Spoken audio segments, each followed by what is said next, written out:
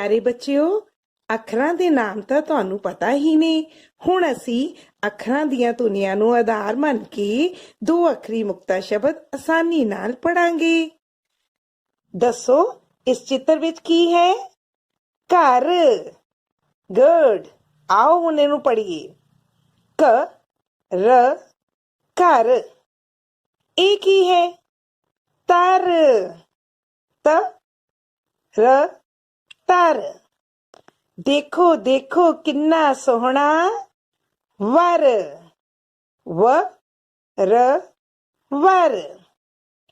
देखियो, बाल्टी डैश गई है। पर। गुड। भर गई है। प र पर। ओहो, बच्चा डैश गया है। हाँ जी, बोलो। डर। डर गया है। ड र डर।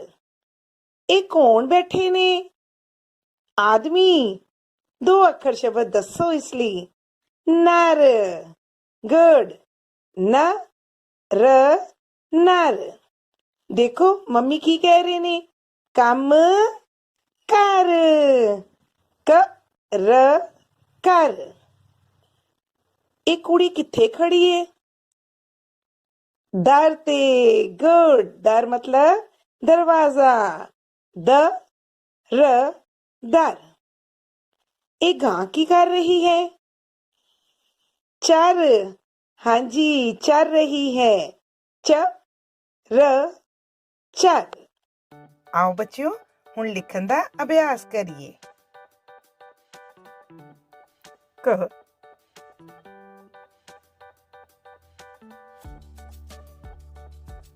ਰ ਕਰ। ਤ ਰ ਤਰ। ਵ ਰ ਵਰ। ਪ ਰ ਪਰ। ਡ ਰ ਡਰ।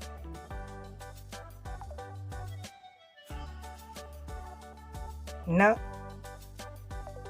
ਰ ਨਰ। ਕ ਰ ਕਰ। ਦ ਰ ਦਰ। ਬੱਚਿਓ, ਹੁਣ ਘਰ ਦਾ ਕੰਮ ਕਰਵਾਏ ਗਏ ਸ਼ਬਦਾਂ ਨੂੰ ਪੜ੍ਹਨਾ ਅਤੇ ਲਿਖਣਾ ਹੈ। ਧੰਨਵਾਦ। ਬੱਚਿਓ, ਇਹ ਸਾਰੀਆਂ ਸੰਖਿਆਵਾਂ 1 ਤੋਂ 9 ਤੱਕ ਹਨ, ਜਿਨ੍ਹਾਂ ਬਾਰੇ ਤੁਸੀਂ ਜਾਣ ਚੁੱਕੇ ਹੋ। ਅੱਜ ਅਸੀਂ ਇਨ੍ਹਾਂ ਸੰਖਿਆਵਾਂ ਨਾਲ ਹੀ ਇੱਕ ਜਾਦੂਮਈ ਖੇਡ ਖੇਡਾਂਗੇ। ਆਓ ਬੱਚਿਓ, ਇਹ ਜਾਦੂਮਈ ਖੇਡ ਰਾਜਵੀਰ ਤੋਂ ਸ਼ੁਰੂ ਕਰਦੇ ਹਾਂ। ਰਾਜਵੀਰ। ਹਾਂਜੀ ਮੈਡਮ ਜੀ। ਤੁਸੀਂ ਇਨ੍ਹਾਂ ਸੰਖਿਆਵਾਂ ਵਿੱਚੋਂ ਕੋਈ ਵੀ ਇੱਕ ਸੰਖਿਆ ਨੂੰ ਸੋਚੋ। ਹਾਂਜੀ ਮੈਡਮ ਜੀ, ਮੈਂ ਸੰਖਿਆ ਸੋਚ ਲਈ ਹੈ। ਸ਼ਾਬਾਸ਼। ਹੁਣ ਤੁਸੀਂ ਮੈਨੂੰ ਇਹ ਦੱਸੋ, ਜਿਹੜੀ ਸੰਖਿਆ ਤੁਸੀਂ ਸੋਚੀ ਹੈ ਉਹ ਇਸ ਖਾਨੇ ਵਿੱਚ ਹੈ? ਹਾਂਜੀ ਮੈਡਮ ਜੀ। ਇਨ੍ਹਾਂ ਸੰਖਿਆਵਾਂ ਵਿੱਚੋਂ ਸੰਖਿਆ ਨਜ਼ਰ ਆ ਰਹੀ ਹੈ? ਨਹੀਂ ਮੈਡਮ ਜੀ। ਇਨ੍ਹਾਂ ਸੰਖਿਆਵਾਂ ਨੂੰ ਧਿਆਨ ਨਾਲ ਵੇਖੋ। ਇਨ੍ਹਾਂ ਵਿੱਚੋਂ ਸੰਖਿਆ ਹੈ? ਨਹੀਂ ਮੈਡਮ ਜੀ। ਕੀ ਉਹ ਸੰਖਿਆ 8 ਅਤੇ 5 ਵਿੱਚੋਂ ਹੈ? ਨਹੀਂ ਮੈਡਮ ਜੀ। ਕੀ ਉਹ ਸੰਖਿਆ ਇਸ ਖਾਨੇ ਵਿੱਚ ਹੈ? ਨਹੀਂ ਮੈਡਮ ਜੀ। ਇਸ ਖਾਨੇ ਦੀਆਂ ਸੰਖਿਆਵਾਂ ਨੂੰ ਧਿਆਨ ਨਾਲ ਵੇਖੋ। ਇਨ੍ਹਾਂ ਵਿੱਚੋਂ ਸੰਖਿਆ ਹੈ? ਨਹੀਂ ਮੈਡਮ ਜੀ। ਕੀ ਉਹ ਸੰਖਿਆ 6 ਅਤੇ 8 ਵਿੱਚੋਂ ਹੈ? ਨਹੀਂ ਮੈਡਮ ਜੀ। ਜਿਹੜੀ ਸੰਖਿਆ ਤੁਸੀਂ ਸੋਚੀ ਹੈ ਉਹ ਇਨ੍ਹਾਂ ਸੰਖਿਆਵਾਂ ਵਿੱਚ ਨਜ਼ਰ ਆ ਰਹੀ ਹੈ? ਨਹੀਂ ਮੈਡਮ ਜੀ। ਕੀ ਉਹ ਸੰਖਿਆ 9 ਅਤੇ 5 ਵਿੱਚੋਂ ਹੈ? ਨਹੀਂ ਮੈਡਮ ਜੀ। ਇਸ ਖਾਨੇ ਵਿੱਚੋਂ ਸੰਖਿਆ ਹੈ? ਹਾਂਜੀ ਮੈਡਮ ਜੀ। ਇਸ ਖਾਨੇ ਵਿੱਚੋਂ ਸੰਖਿਆ ਨਜ਼ਰ ਆ ਰਹੀ ਹੈ? ਨਹੀਂ ਮੈਡਮ ਜੀ। ਉਹ ਸੰਖਿਆ 8, 5, 6 ਵਿੱਚੋਂ ਹੈ? ਨਹੀਂ ਮੈਡਮ ਜੀ। ਇਸ ਖਾਨੇ ਸੰਖਿਆ 8 ਅਤੇ 5 ਵਿੱਚੋਂ ਹੈ? ਨਹੀਂ ਮੈਡਮ ਜੀ। ਇਨ੍ਹਾਂ ਸੰਖਿਆਵਾਂ ਨੂੰ ਧਿਆਨ ਨਾਲ ਵੇਖੋ। ਇਨ੍ਹਾਂ ਸੰਖਿਆਵਾਂ ਵਿੱਚੋਂ ਸੰਖਿਆ ਹੈ? ਹਾਂਜੀ ਮੈਡਮ ਜੀ। ਇਸ ਖਾਨੇ ਵਿੱਚ ਉਹ ਸੰਖਿਆ ਨਜ਼ਰ ਆ ਰਹੀ ਹੈ? ਨਹੀਂ ਮੈਡਮ ਜੀ। ਰਾਜਵੀਰ, ਤੁਸੀਂ 3 ਸੰਖਿਆ ਬਾਰੇ ਸੋਚਿਆ ਸੀ? ਹਾਂਜੀ ਮੈਡਮ ਜੀ, ਪਰ ਤੁਹਾਨੂੰ ਕਿਵੇਂ ਪਤਾ ਲੱਗਿਆ? ਰਾਜਵੀਰ, ਇਹੀ ਤਾਂ ਹੈ ਸੰਖਿਆਵਾਂ ਦੀ ਜਾਦੂਮਈ ਖੇਡ। ਹੁਣ ਅਸੀਂ ਇਹ ਖੇਡ ਰੀਆ ਦੇ ਨਾਲ ਖੇਡਦੇ ਹਾਂ। ਰੀਆ, ਹਾਂਜੀ ਮੈਡਮ ਜੀ। ਰਾਜਵੀਰ ਦੀ ਤਰ੍ਹਾਂ ਤੁਸੀਂ ਵੀ ਇਨ੍ਹਾਂ ਸੰਖਿਆਵਾਂ ਵਿੱਚੋਂ ਕੋਈ ਵੀ ਇੱਕ ਸੰਖਿਆ ਨੂੰ ਸੋਚੋ। ਹਾਂਜੀ ਮੈਡਮ ਜੀ, ਅਸੀਂ ਸੋਚ ਲਈ ਹੈ। ਸ਼ਾਬਾਸ਼। ਹੁਣ ਤੁਸੀਂ ਮੈਨੂੰ ਇਹ ਦੱਸੋ, ਜਿਹੜੀ ਸੰਖਿਆ ਤੁਸੀਂ ਸੋਚੀ ਹੈ ਉਹ ਤੁਹਾਨੂੰ ਇਸ ਖਾਨੇ ਵਿੱਚ ਨਜ਼ਰ ਆ ਰਹੀ ਹੈ? ਨਹੀਂ ਮੈਡਮ ਜੀ। ਕੀ ਉਹ ਸੰਖਿਆ 8 ਅਤੇ 7 ਵਿੱਚੋਂ ਹੈ? ਨਹੀਂ ਮੈਡਮ ਜੀ। ਇਨ੍ਹਾਂ ਸੰਖਿਆਵਾਂ ਵਿੱਚੋਂ ਸੰਖਿਆ ਹੈ? ਨਹੀਂ ਮੈਡਮ ਜੀ। ਇਸ ਖਾਨੇ ਦੀਆਂ ਸੰਖਿਆਵਾਂ ਨੂੰ ਧਿਆਨ ਨਾਲ ਵੇਖੋ। ਕੀ ਉਹ ਸੰਖਿਆ ਇਨ੍ਹਾਂ ਸੰਖਿਆਵਾਂ ਵਿੱਚ ਹੈ? ਹਾਂਜੀ ਮੈਡਮ ਜੀ। ਇਸ ਖਾਨੇ ਵਿੱਚੋਂ ਸੰਖਿਆ ਨਜ਼ਰ ਆ ਰਹੀ ਹੈ? ਨਹੀਂ ਮੈਡਮ ਜੀ। ਇਨ੍ਹਾਂ ਸੰਖਿਆਵਾਂ ਵਿੱਚੋਂ ਸੰਖਿਆ ਹੈ? ਹਾਂਜੀ ਮੈਡਮ ਜੀ। ਕੀ ਉਹ ਸੰਖਿਆ 8, 3, 6 ਵਿੱਚੋਂ ਹੈ? ਨਹੀਂ ਮੈਡਮ ਜੀ। ਇਸ ਖਾਨੇ ਵਿੱਚ ਸੰਖਿਆ ਤੁਹਾਨੂੰ ਨਜ਼ਰ ਆ ਰਹੀ ਹੈ ਜੋ ਤੁਸੀਂ ਸੋਚੀ ਹੈ? ਨਹੀਂ ਮੈਡਮ ਜੀ। ਹੁਣ ਇਸ ਖਾਨੇ ਦੀਆਂ ਸੰਖਿਆਵਾਂ ਨੂੰ ਦੇਖੋ। ਉਹ ਸੰਖਿਆ ਹੈ ਇਨ੍ਹਾਂ ਸੰਖਿਆਵਾਂ ਵਿੱਚ? ਹਾਂਜੀ ਮੈਡਮ ਜੀ। ਕੀ ਉਹ ਸੰਖਿਆ 6 ਅਤੇ 8 ਵਿੱਚੋਂ ਹੈ? ਨਹੀਂ ਮੈਡਮ ਜੀ। ਇਸ ਖਾਨੇ ਵਿੱਚੋਂ ਸੰਖਿਆ ਹੈ? ਨਹੀਂ ਮੈਡਮ ਜੀ। ਇਸ ਖਾਨੇ ਦੀਆਂ ਸੰਖਿਆਵਾਂ ਨੂੰ ਦੇਖੋ। ਉਹ ਸੰਖਿਆ ਨਜ਼ਰ ਆ ਰਹੀ ਹੈ? ਨਹੀਂ ਮੈਡਮ ਜੀ। 8 ਅਤੇ 5 ਵਿੱਚੋਂ ਹੈ? ਨਹੀਂ ਮੈਡਮ ਜੀ। ਇਸ ਖਾਨੇ ਨੂੰ ਧਿਆਨ ਨਾਲ ਦੇਖੋ। ਇਨ੍ਹਾਂ ਸੰਖਿਆਵਾਂ ਵਿੱਚੋਂ ਸੰਖਿਆ ਹੈ? ਹਾਂਜੀ ਮੈਡਮ ਜੀ। ਇਨ੍ਹਾਂ ਸੰਖਿਆਵਾਂ ਵਿੱਚੋਂ ਸੰਖਿਆ ਨਜ਼ਰ ਆ ਰਹੀ ਹੈ? ਨਹੀਂ ਮੈਡਮ ਜੀ। ਇਸ ਖਾਨੇ ਵਿੱਚੋਂ ਸੰਖਿਆ ਹੈ? ਨਹੀਂ ਮੈਡਮ ਜੀ। ਰੀਆ, ਤੁਸੀਂ 4 ਸੰਖਿਆ ਬਾਰੇ ਸੋਚਿਆ ਸੀ? ਹਾਂਜੀ ਮੈਡਮ ਜੀ, ਪਰ ਤੁਹਾਨੂੰ ਕਿਵੇਂ ਪਤਾ ਲੱਗਿਆ? ਰੀਆ, ਇਹੀ ਤਾਂ ਹੈ ਸੰਖਿਆਵਾਂ ਦੀ ਜਾਦੂਮਈ ਖੇਡ। ਬੱਚਿਓ, ਹੁਣ ਤੁਸੀਂ ਇਹ ਖੇਡ ਆਪਣੇ ਘਰ ਆਪਣੇ ਭੈਣ ਭਰਾ ਜਾਂ ਸਾਥੀਆਂ ਦੇ ਨਾਲ ਜ਼ਰੂਰ ਖੇਡਣੀ ਹੈ। ਪਰ ਤੁਸੀਂ ਇਹ ਖੇਡ ਕਿਵੇਂ ਖੇਡੋਗੇ? ਆਓ ਬੱਚਿਓ, ਮੈਂ ਤੁਹਾਨੂੰ ਦੱਸਦੀ ਹਾਂ ਕਿ ਇਸ ਖੇਡ ਦੇ ਵਿੱਚ ਜਾਦੂ ਕਿਵੇਂ ਹੁੰਦਾ ਹੈ। ਬੱਚਿਓ, ਰਾਜਵੀਰ ਨੇ ਸੰਖਿਆ 3 ਸੋਚੀ ਸੀ। ਰਾਜਵੀਰ ਦੀ ਸੋਚੀ ਸੰਖਿਆ ਸਿਰਫ 3 ਖਾਨਿਆਂ ਵਿੱਚ ਹੀ ਲਿਖੀ ਹੋਈ ਹੈ। ਇਹ ਦੇਖੋ, 1, 2, 3 ਤਿੰਨ ਹੀ ਸੰਖਿਆ ਹੈ ਤੇ 3 ਹੀ ਖਾਨਿਆਂ ਵਿੱਚ ਲਿਖੀ ਹੋਈ ਹੈ। ਪੂਰੇ ਚਾਰਟ ਵਿੱਚ ਇਹ ਸੰਖਿਆ ਸਿਰਫ 3 ਖਾਨਿਆਂ ਵਿੱਚ ਹੀ ਲਿਖੀ ਹੋਈ ਹੈ। ਬੱਚਿਓ, ਜਿੰਨੇ ਖਾਨਿਆਂ ਵਿੱਚ ਸੰਖਿਆ ਲਿਖੀ ਹੋਵੇਗੀ ਉਨੀ ਸੰਖਿਆ ਹੀ ਜਵਾਬ ਹੋਵੇਗਾ। ਰੀਆ ਦੁਆਰਾ ਸੋਚੀ ਸੰਖਿਆ 4 ਸਿਰਫ 4 ਖਾਨਿਆਂ ਵਿੱਚ ਹੀ ਲਿਖੀ ਹੋਈ ਹੈ। ਇਹ ਦੇਖੋ ਬੱਚਿਓ, 1, 2, 3, 4। ਰੀਆ ਨੇ ਸੰਖਿਆ 4 ਸੋਚੀ ਸੀ ਤੇ ਉਹ ਪੂਰੇ ਚਾਰਟ ਵਿੱਚ ਸਿਰਫ 4 ਖਾਨਿਆਂ ਵਿੱਚ ਹੀ ਲਿਖੀ ਹੋਈ ਹੈ। ਜਿੰਨੇ ਖਾਨਿਆਂ ਵਿੱਚ ਸੰਖਿਆ ਲਿਖੀ ਹੋਵੇਗੀ ਉਨੀ ਸੰਖਿਆ ਹੀ ਜਵਾਬ ਹੋਵੇਗਾ। ਮਾਤਾ ਪਿਤਾ ਆਪਣੇ ਬੱਚਿਆਂ ਨੂੰ ਘਰ ਪੁਸਤਕ ਤੋਂ ਇਹ ਖੇਡ ਜ਼ਰੂਰ ਕਰਵਾਉਣ।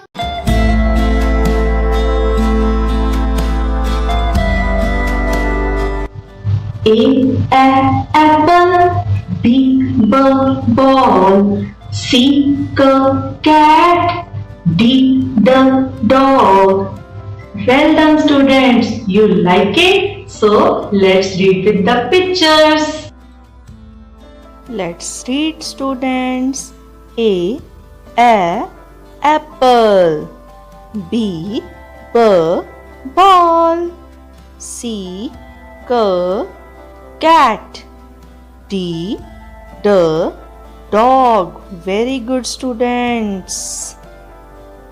E elephant, F fish, G grapes. H hen. Well done, students. I igloo. J jug. K kite. L lion. Great job, students. We have done it. Let's read again. A apple. B ball. C cat. D dog. E elephant. Very good, students. F fish. G grapes. H hen. I igloo. Great job, students. J jug. K kite. L lion. Well done, students. We have done it. It's time for homework. Your homework is read A to L from your textbook. Keep learning. Thank you. ਸਤਿ ਸ਼੍ਰੀ ਅਕਾਲ ਪਿਆਰੇ ਬੱਚਿਓ ਤੁਹਾਡਾ ਸਭ ਦਾ ਦੂਜੀ ਜਮਾਤ ਦੇ ਪੰਜਾਬੀ ਵਿਸ਼ੇ ਦੀ class ਵਿੱਚ ਸਵਾਗਤ ਹੈ। ਪਿਆਰੇ ਬੱਚਿਓ, ਅੱਜ ਆਪਾਂ ਦੁੱਤ ਅੱਖਰ ਬਾਰੇ ਪੜਾਂਗੇ। ਦੁੱਤ ਅੱਖਰ ਉਹ ਅੱਖਰ ਹੁੰਦੇ ਹਨ ਜਿਨ੍ਹਾਂ ਵਿੱਚ ਦੋ ਅੱਖਰਾਂ ਦੀ ਇਕੱਠੇ ਆਵਾਜ਼ ਆਉਂਦੀ ਹੈ। ਅੱਜ ਆਪਾਂ ਦੁੱਤ ਅੱਖਰ ਹਾਹੇ ਬਾਰੇ ਪੜਾਂਗੇ। ਇਹ ਦੁੱਤ ਅੱਖਰ ਦੂਜੇ ਅੱਖਰ ਦੇ ਪੈਰ ਵਿੱਚ ਲੱਗਦਾ ਹੈ। ਅੱਜ ਆਪਾਂ ਕੁਝ ਸ਼ਬਦਾਂ ਦੀਆਂ ਉਦਾਹਰਨਾਂ ਲੈ ਕੇ ਇਸ ਦੇ ਉਚਾਰਨ ਨੂੰ ਸਮਝਣ ਦੀ ਕੋਸ਼ਿਸ਼ ਕਰਾਂਗੇ। ਆਓ ਅੱਜ ਦਾ ਕੰਮ ਸ਼ੁਰੂ ਕਰੀਏ। ਹਾਂਜੀ ਪਿਆਰੇ ਬੱਚਿਓ, ਸਭ ਤੋਂ ਪਹਿਲਾਂ ਵੇਖੋ ਬੁੱਲ। ਹਾਂਜੀ, ਜਦੋਂ ਲੱਲੇ ਦੇ ਪੈਰ ਵਿੱਚ ਹਾਹਾ ਲੱਗ ਗਿਆ ਤਾਂ ਕੀ ਬਣਿਆ? ਬੁੱਲ। ਅਗਲੀ ਉਦਾਹਰਣ ਵੇਖੋ ਫੜ। ਜਦੋਂ ੜਾੜੇ ਦੇ ਪੈਰ ਵਿੱਚ ਹਾਹਾ ਲੱਗਿਆ ਕੀ ਬਣਿਆ? ਫੜ। ਠੀਕ ਹੈ, ਹਾਹੇ ਦੀ ਆਵਾਜ਼ ਬਾਅਦ ਵਿੱਚ ਆਉਂਦੀ ਹੈ। ਚਿੰਨ। ਜਦੋਂ ਨੰਨੇ ਦੇ ਪੈਰ ਵਿੱਚ ਹਾਹਾ ਲੱਗਿਆ ਕੀ ਬਣ ਗਿਆ? ਚਿੰਨ। ਕੜੀ। ੜਾੜੇ ਦੇ ਪੈਰ ਵਿੱਚ ਹਾਹਾ ਲੱਗਣ ਨਾਲ ਕੀ ਬਣ ਗਿਆ? ਕੜੀ। ਹਾਂਜੀ, ਹੁਣ ਕੁਝ ਹੋਰ ਸ਼ਬਦ ਵੇਖੋ। ਕਿਲਾ। ਪਹਿਲਾਂ ਹੁੰਦੇ ਸੀ ਨਾ ਰਾਜੇ ਮਹਾਰਾਜਿਆਂ ਦੇ ਕਿਲੇ। ਹਾਂਜੀ ਬੇਟਾ, ਅੱਗੇ ਵੇਖੋ ਹੜ। ਅਗਲਾ ਸ਼ਬਦ ਠੇਲਾ। ਅਗਲਾ ਸ਼ਬਦ ਵੇਖੋ ਜ਼ਿਲਾ। ਅਗਲਾ ਸ਼ਬਦ ਥੜਾ। ਹਾਂਜੀ, ਅਗਲਾ ਸ਼ਬਦ ਜੜ। ਅਗਲਾ ਸ਼ਬਦ ਵੇਖੋ ਸਰੋਂ। ਅਗਲਾ ਸ਼ਬਦ ਵੇਖੋ ਪੜ੍ਹਨਾ। ਮਸੂੜੇ।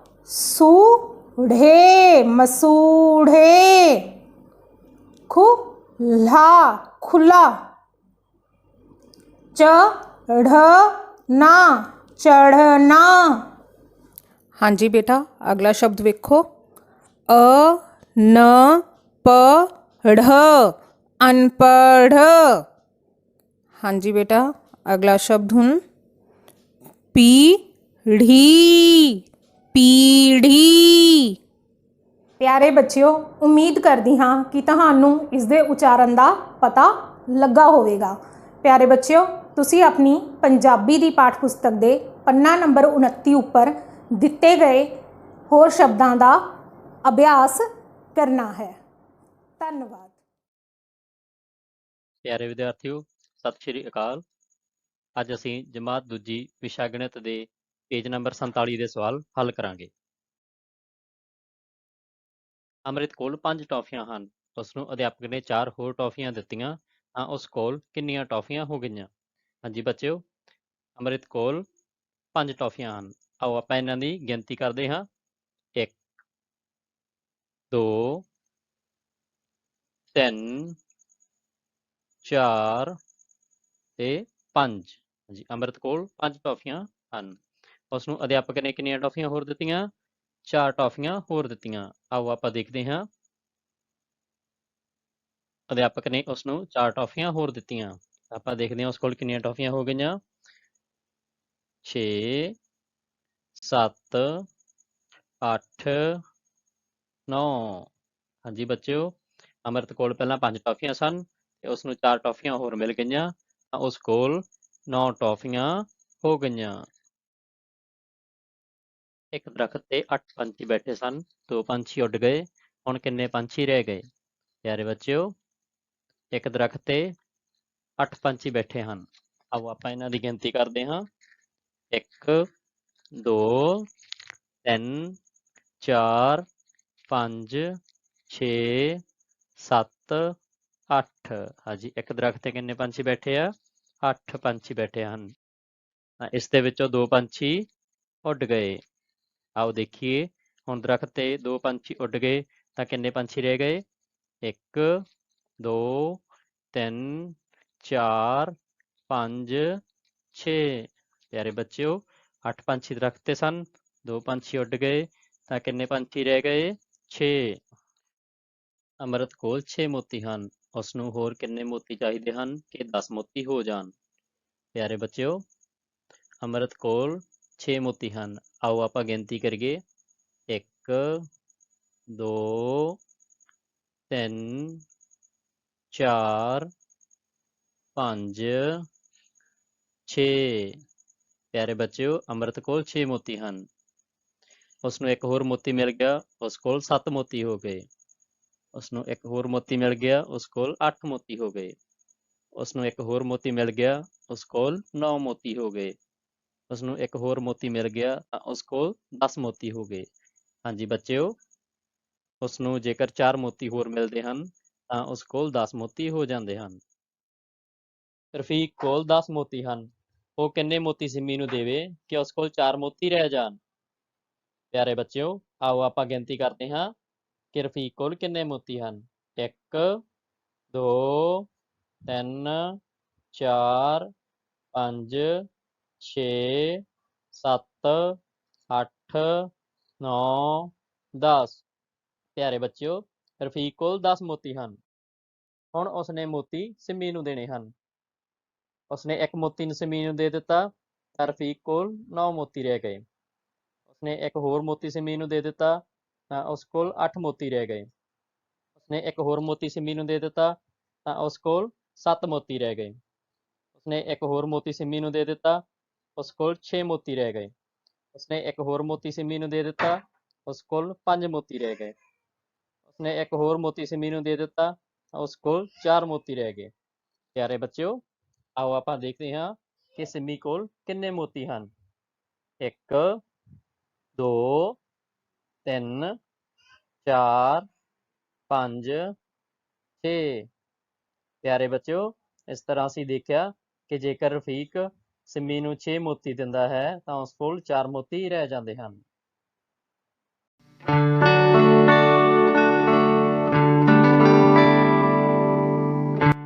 Hello kids! As you know, we are doing vowel sound E words. Today, we will do this exercise.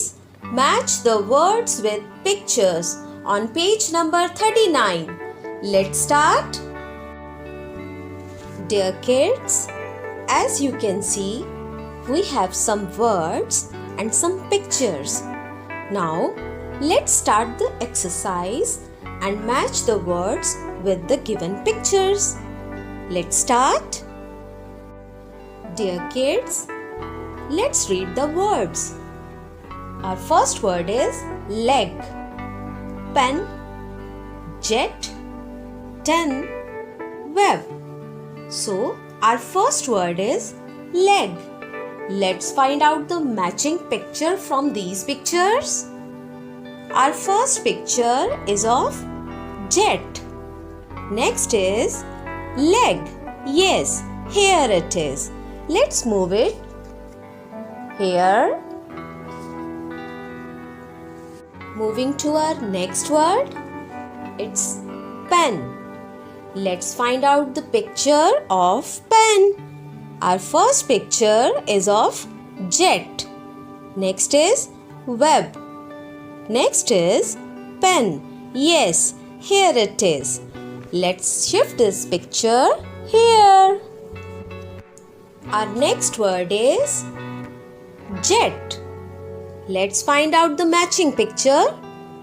Yes, it's a picture of jet. Let's move this picture here. Moving to our next word, it's 10. Let's find out the picture. It's a picture of web. Next is 10. Let's shift it here. Our next word is web. So, let's shift this picture here. Now, we have matching words with the pictures. Moving to our next set of words, let's read out the words first. Our first word is net, den, bed, dew. Let's match these words with the given pictures. Dear kids, as you can see, our first word is net. Let's find out the matching picture of net. Our first picture is of bed. Next is net. Yes, here it is. Let's shift this picture here. Moving to our next word, it's den. Let's find out the matching picture. First picture is of bed. Next is dew. Next is den. Yes, here it is. Let's put it here. Moving to our next word, it's bed. Let's find out the picture. Yes, here it is. Let's shift this picture here. And our last word is dew. It's here. Now, our set is complete with the same matching pictures. It's time for your homework. Dear kids, you have to read and write these words in your notebook. Keep learning. Thank you. ਜਮਾਤ ਤੀਜੀ ਵਿਸ਼ਾ ਪੰਜਾਬੀ। ਸਤਿ ਸ਼੍ਰੀ ਅਕਾਲ ਪਿਆਰੇ ਵਿਦਿਆਰਥੀਓ, ਤੁਸੀਂ ਪਾਠ 7 ਦਰਿਆ ਨੇ ਕਿਹਾ ਪੜ੍ਹ ਚੁੱਕੇ ਹੋ। ਇਹ ਪਾਠ ਦੋ ਤੱਥਾਂ ਬਾਰੇ ਦੱਸਦਾ ਹੈ। ਪਹਿਲਾ, ਬਿਰਖੂ ਦੀ ਇਮਾਨਦਾਰੀ ਅਤੇ ਦੂਸਰਾ, ਧਰਤੀ ਤੇ ਸਾਡੇ ਜੀਵਨ ਵਿੱਚ ਰੁੱਖਾਂ ਦਾ ਮਹੱਤਵ। ਬੱਚਿਓ, ਰੁੱਖ ਸਾਡੇ ਫਲ, ਲੱਕੜ, ਛਾਂ, ਆਕਸੀਜਨ, ਮੀਂਹ ਵਰਗੀਆਂ ਲੋੜਾਂ ਨੂੰ ਪੂਰਾ ਕਰਦੇ ਹਨ। ਪਰ ਆਪਣੀ ਲੋੜਾਂ ਨੂੰ ਪੂਰਾ ਕਰਨ ਲਈ ਅਸੀਂ ਰੁੱਖਾਂ ਨੂੰ ਵੱਡੇ ਪੱਧਰ ਤੇ ਕੱਟ ਰਹੇ ਹਾਂ ਅਤੇ ਬਹੁਤ ਸਾਰੇ ਰੁੱਖਾਂ ਦੇ ਕੱਟਣ ਨਾਲ ਸਾਨੂੰ ਕਈ ਤਰੀਕੇ ਦੇ ਨੁਕਸਾਨ ਹੋ ਰਹੇ ਹਨ। ਸੋ ਅੱਜ ਆਪਾਂ ਰੁੱਖਾਂ ਨੂੰ ਕੱਟਣ ਦੇ ਨੁਕਸਾਨ ਬਾਰੇ ਪੜਾਂਗੇ। ਪਹਿਲਾ ਨੁਕਸਾਨ ਹੈ ਬੱਚਿਓ, ਆਕਸੀਜਨ ਗੈਸ ਦੀ ਘਾਟ। ਸਾਹ ਲੈਣ ਲਈ ਸਾਨੂੰ ਆਕਸੀਜਨ ਗੈਸ ਦੀ ਲੋੜ ਹੁੰਦੀ ਹੈ ਅਤੇ ਰੁੱਖ ਆਕਸੀਜਨ ਦਿੰਦੇ ਹਨ। ਪਰ ਜੇ ਰੁੱਖ ਹੀ ਨਾ ਰਹੇ ਤਾਂ ਆਕਸੀਜਨ ਗੈਸ ਦੀ ਘਾਟ ਹੋ ਜਾਏਗੀ। ਮਨੁੱਖ ਤੇ ਪਸ਼ੂਆਂ ਦਾ ਸਾਹ ਲੈਣਾ ਔਖਾ ਹੋ ਜਾਏਗਾ। ਦੂਸਰਾ ਨੁਕਸਾਨ ਹੋਵੇਗਾ ਬੱਚਿਓ, ਧਰਤੀ ਦੇ ਤਾਪਮਾਨ ਵਿੱਚ ਵਾਧਾ। ਬੱਚਿਓ, ਰੁੱਖਾਂ ਦੇ ਪੱਤਿਆਂ ਤੋਂ ਨਿਕਲਣ ਵਾਲੀਆਂ ਪਾਣੀ ਦੀਆਂ ਛੋਟੀਆਂ-ਛੋਟੀਆਂ ਬੂੰਦਾਂ ਸਾਡੇ ਵਾਤਾਵਰਣ ਨੂੰ ਠੰਡਾ ਰੱਖਦੀਆਂ ਹਨ। ਪਰ ਜੇ ਰੁੱਖ ਹੀ ਨਹੀਂ ਹੋਣਗੇ ਤਾਂ ਧਰਤੀ ਦੇ ਤਾਪਮਾਨ ਵਿੱਚ ਵਾਧਾ ਹੋ ਜਾਏਗਾ ਅਤੇ ਬਹੁਤ ਜ਼ਿਆਦਾ ਗਰਮੀ ਹੋ ਜਾਏਗੀ। ਤੀਸਰਾ ਨੁਕਸਾਨ ਹੈ ਭੌਂ ਖੋਰ, ਯਾਨੀ ਧਰਤੀ ਦੀ ਉੱਪਰਲੀ ਪਰਤ ਦਾ ਖੁਰ ਜਾਣਾ। ਬੱਚਿਓ, ਰੁੱਖਾਂ ਦੀਆਂ ਜੜ੍ਹਾਂ ਮਿੱਟੀ ਨੂੰ ਜਕੜ ਕੇ ਰੱਖਦੀਆਂ ਹਨ ਅਤੇ ਖੁਰਨ ਨਹੀਂ ਦਿੰਦੀਆਂ। ਪਰ ਜਿੱਥੇ ਰੁੱਖ ਹੀ ਨਹੀਂ ਹੋਣਗੇ ਉੱਥੇ ਦੀ ਸਾਰੀ ਮਿੱਟੀ ਖੁਰ ਜਾਏਗੀ ਅਤੇ ਧਰਤੀ ਬੰਜਰ ਹੋ ਜਾਏਗੀ। ਚੌਥਾ ਨੁਕਸਾਨ ਹੈ ਸੋਕਾ, ਯਾਨੀ ਪਾਣੀ ਦੀ ਕਮੀ। ਰੁੱਖਾਂ ਦੇ ਪੱਤਿਆਂ ਤੋਂ ਨਿਕਲਣ ਵਾਲੀਆਂ ਬੂੰਦਾਂ ਬੱਦਲ ਬਣਦੀਆਂ ਹਨ ਤੇ ਮੀਂਹ ਪੈਂਦਾ ਹੈ। ਪਰ ਜੇ ਰੁੱਖ ਨਹੀਂ ਹੋਣਗੇ ਤਾਂ ਮੀਂਹ ਨਹੀਂ ਪਏਗਾ ਅਤੇ ਸੋਕਾ ਹੋ ਜਾਏਗਾ। ਸਾਡੀ ਨਦੀਆਂ ਅਤੇ ਨਹਿਰਾਂ ਹੌਲੀ-ਹੌਲੀ ਸੁੱਕ ਜਾਣਗੀਆਂ। ਪੰਜਵਾਂ ਨੁਕਸਾਨ ਹੈ ਬੱਚਿਓ, ਜੰਗਲੀ ਜੀਵ ਜੰਤੂਆਂ ਨੂੰ ਸੰਕਟ। ਬੱਚਿਓ, ਜੰਗਲ ਜੰਗਲੀ ਜੀਵ ਜੰਤੂਆਂ ਦੇ ਘਰ ਹੁੰਦੇ ਹਨ, ਪਰ ਜੇ ਅਸੀਂ ਸਾਰੇ ਜੰਗਲ ਹੀ ਕੱਟ ਦਿੱਤੇ ਤਾਂ ਇਹ ਜੀਵ ਜੰਤੂ ਸ਼ਹਿਰਾਂ ਵੱਲ ਆ ਜਾਣਗੇ। ਪਰ ਸ਼ਹਿਰਾਂ ਵਿੱਚ ਇਹ ਰਹਿ ਨਹੀਂ ਪਾਣਗੇ। ਜਾਂ ਤਾਂ ਇਹ ਹੌਲੀ-ਹੌਲੀ ਮਰ ਜਾਣਗੇ ਜਾਂ ਇਹ ਸਾਨੂੰ ਨੁਕਸਾਨ ਪਹੁੰਚਾਉਣਗੇ। ਘਰ ਦਾ ਕੰਮ। ਬੱਚਿਓ, ਰੁੱਖਾਂ ਨੂੰ ਕੱਟਣ ਦੇ ਨੁਕਸਾਨ ਜਿਨ੍ਹਾਂ ਬਾਰੇ ਤੁਸੀਂ ਅੱਜ ਪੜ੍ਹਿਆ, ਸੋਹਣੀ ਲਿਖਾਈ ਵਿੱਚ ਕਾਪੀ ਤੇ ਲਿਖਣੇ ਹਨ ਤੇ ਇੱਕ ਰੁੱਖ ਵੀ ਲਗਾਉਣਾ ਹੈ। ਬੱਚਿਓ, ਜੇ ਤੁਸੀਂ ਇੱਕ ਰੁੱਖ ਵੀ ਲਗਾਓਗੇ ਤਾਂ ਅੱਜ ਹੀ ਧਰਤੀ ਤੇ ਕਿੰਨੇ ਨਵੇਂ ਰੁੱਖ ਲੱਗ ਜਾਣਗੇ। ਸੋ ਇੱਕ ਰੁੱਖ ਜ਼ਰੂਰ ਲਗਾਇਓ। ਧੰਨਵਾਦ।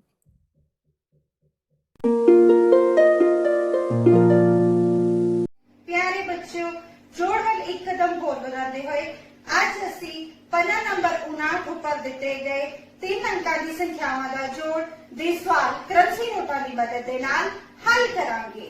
ਬੱਚਿਓ, ਅੱਜ ਹਰਪ੍ਰੀਤ ਦੀਦੀ ਨੇ ਬਾਜ਼ਾਰ ਜਾ ਕੇ ਆਪਣੀ ਤਿੰਨਾਂ ਭੈਣਾਂ ਵਿੱਚੋਂ ਮਨਦੀਪ ਦਾ ਮੋਬਾਈਲ ਰੀਚਾਰਜ 618 ਰੁਪਏ ਦਾ, ਗਗਨ ਦਾ 192 ਰੁਪਏ ਦਾ ਅਤੇ ਸ਼ੈਲੀ ਦਾ 104 ਰੁਪਏ ਦਾ ਕਰਵਾਇਆ।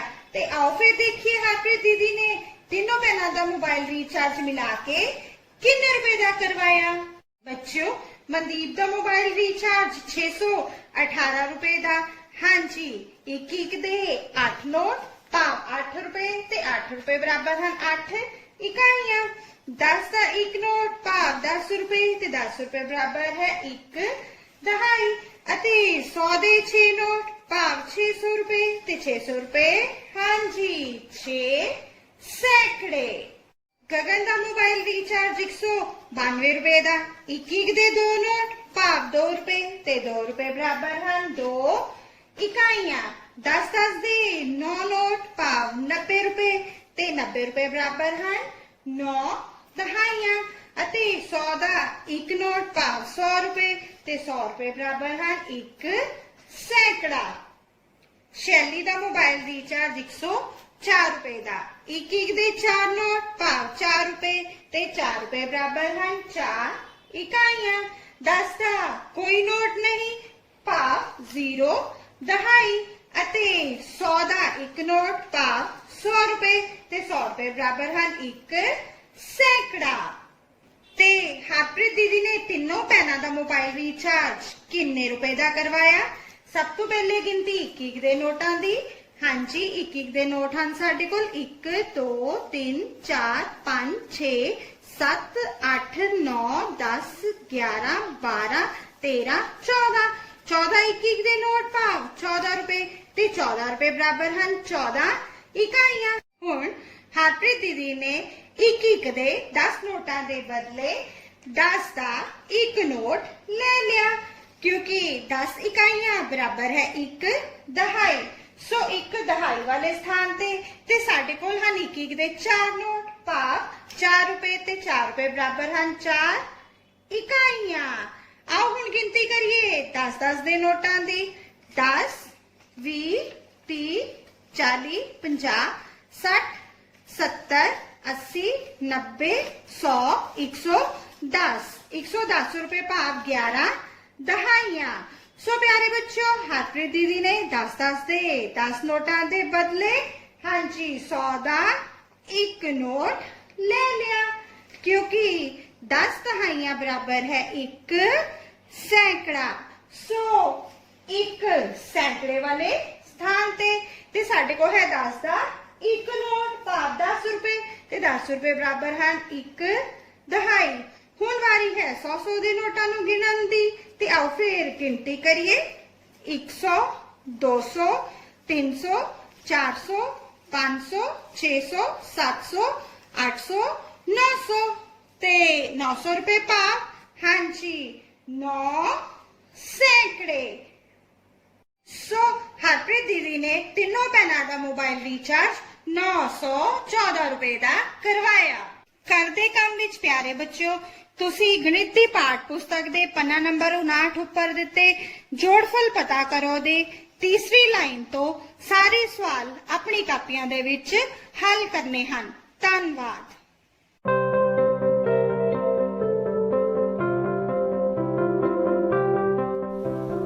Hello kids!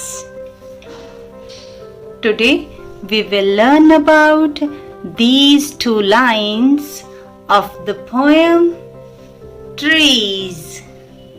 First, we will try to understand with the help of pictures. Here are trees. Now the day begins. The sun is rising. These are sun rays. Look here. These are sun rays. Tell me, who gets the rays of morning sun first? Trees get the rays of morning sun first because they are tall. That's why they get the rays of morning sun first. So, Harry Ben is saying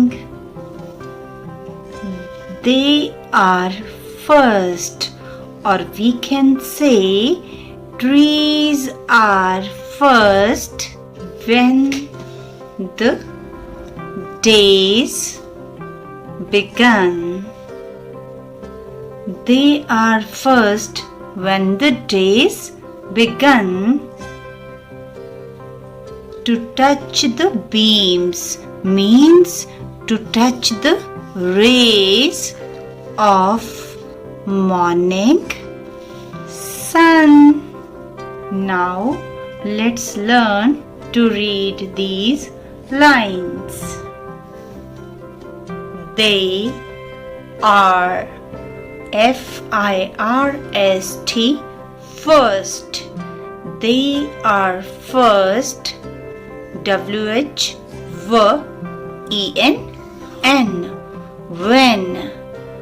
When the days, here is apostrophe S, days, B-E, bet, G-U-N, gun, begun, to touch, T-U-U, taw, C-H, ch, touch, the beams, B-E-A-M-S, beams of M-O-R-N, morn, I-N-G, ing, morning, S-U-N, sun. Let's recite these lines together. They are the first when the days begun to touch the beams of morning sun, to touch the beams of morning sun. Now it's time for homework. Sing and memorize these lines. They are first when the days begun to touch the beams of morning sun. Bye-bye. Have a nice day.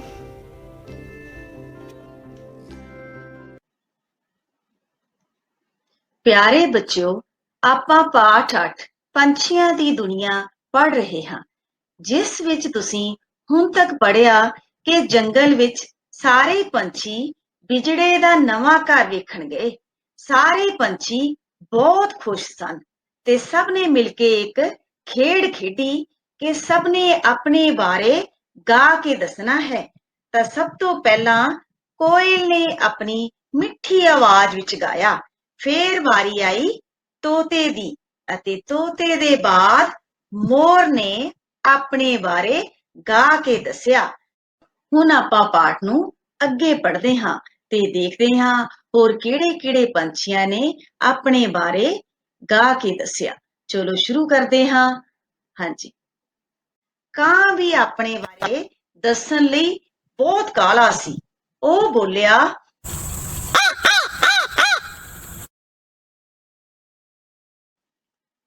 ਕਾਂ ਕਾਂ ਬੋਲਾਂ ਮੈਂ ਹਾਂ ਕਾਂ, ਉੱਚਾ ਉੱਡਾਂ ਸ਼ਹਿਰ ਗਰਾਂ, ਇੰਨੀ ਫੁਰਤੀ ਹੱਥ ਨ ਆਵਾਂ, ਅੱਖ ਝਪਕਦੇ ਹੀ ਉੱਡ ਜਾਵਾਂ। ਕੁੱਕੜ ਵੀ ਆਪਣੇ ਆਪ ਨੂੰ ਘੱਟ ਨਹੀਂ ਸੀ ਸਮਝਦਾ। ਉਹ ਉੱਚੀ ਆਵਾਜ਼ ਵਿੱਚ ਬੋਲਿਆ, ਸੋਹਣੀ ਕਲਗੀ ਰਾਜੇ ਵਾਂਗ, ਤੜਕੇ ਉੱਠ ਕੇ ਦੇਵਾਂ ਬਾਂਗ, ਜਾਗੋ ਹੁਣ ਹੋਇਆ ਸਵੇਰਾ, ਰੌਸ਼ਨ ਹੋਇਆ ਚਾਰ ਚੁਫੇਰਾ।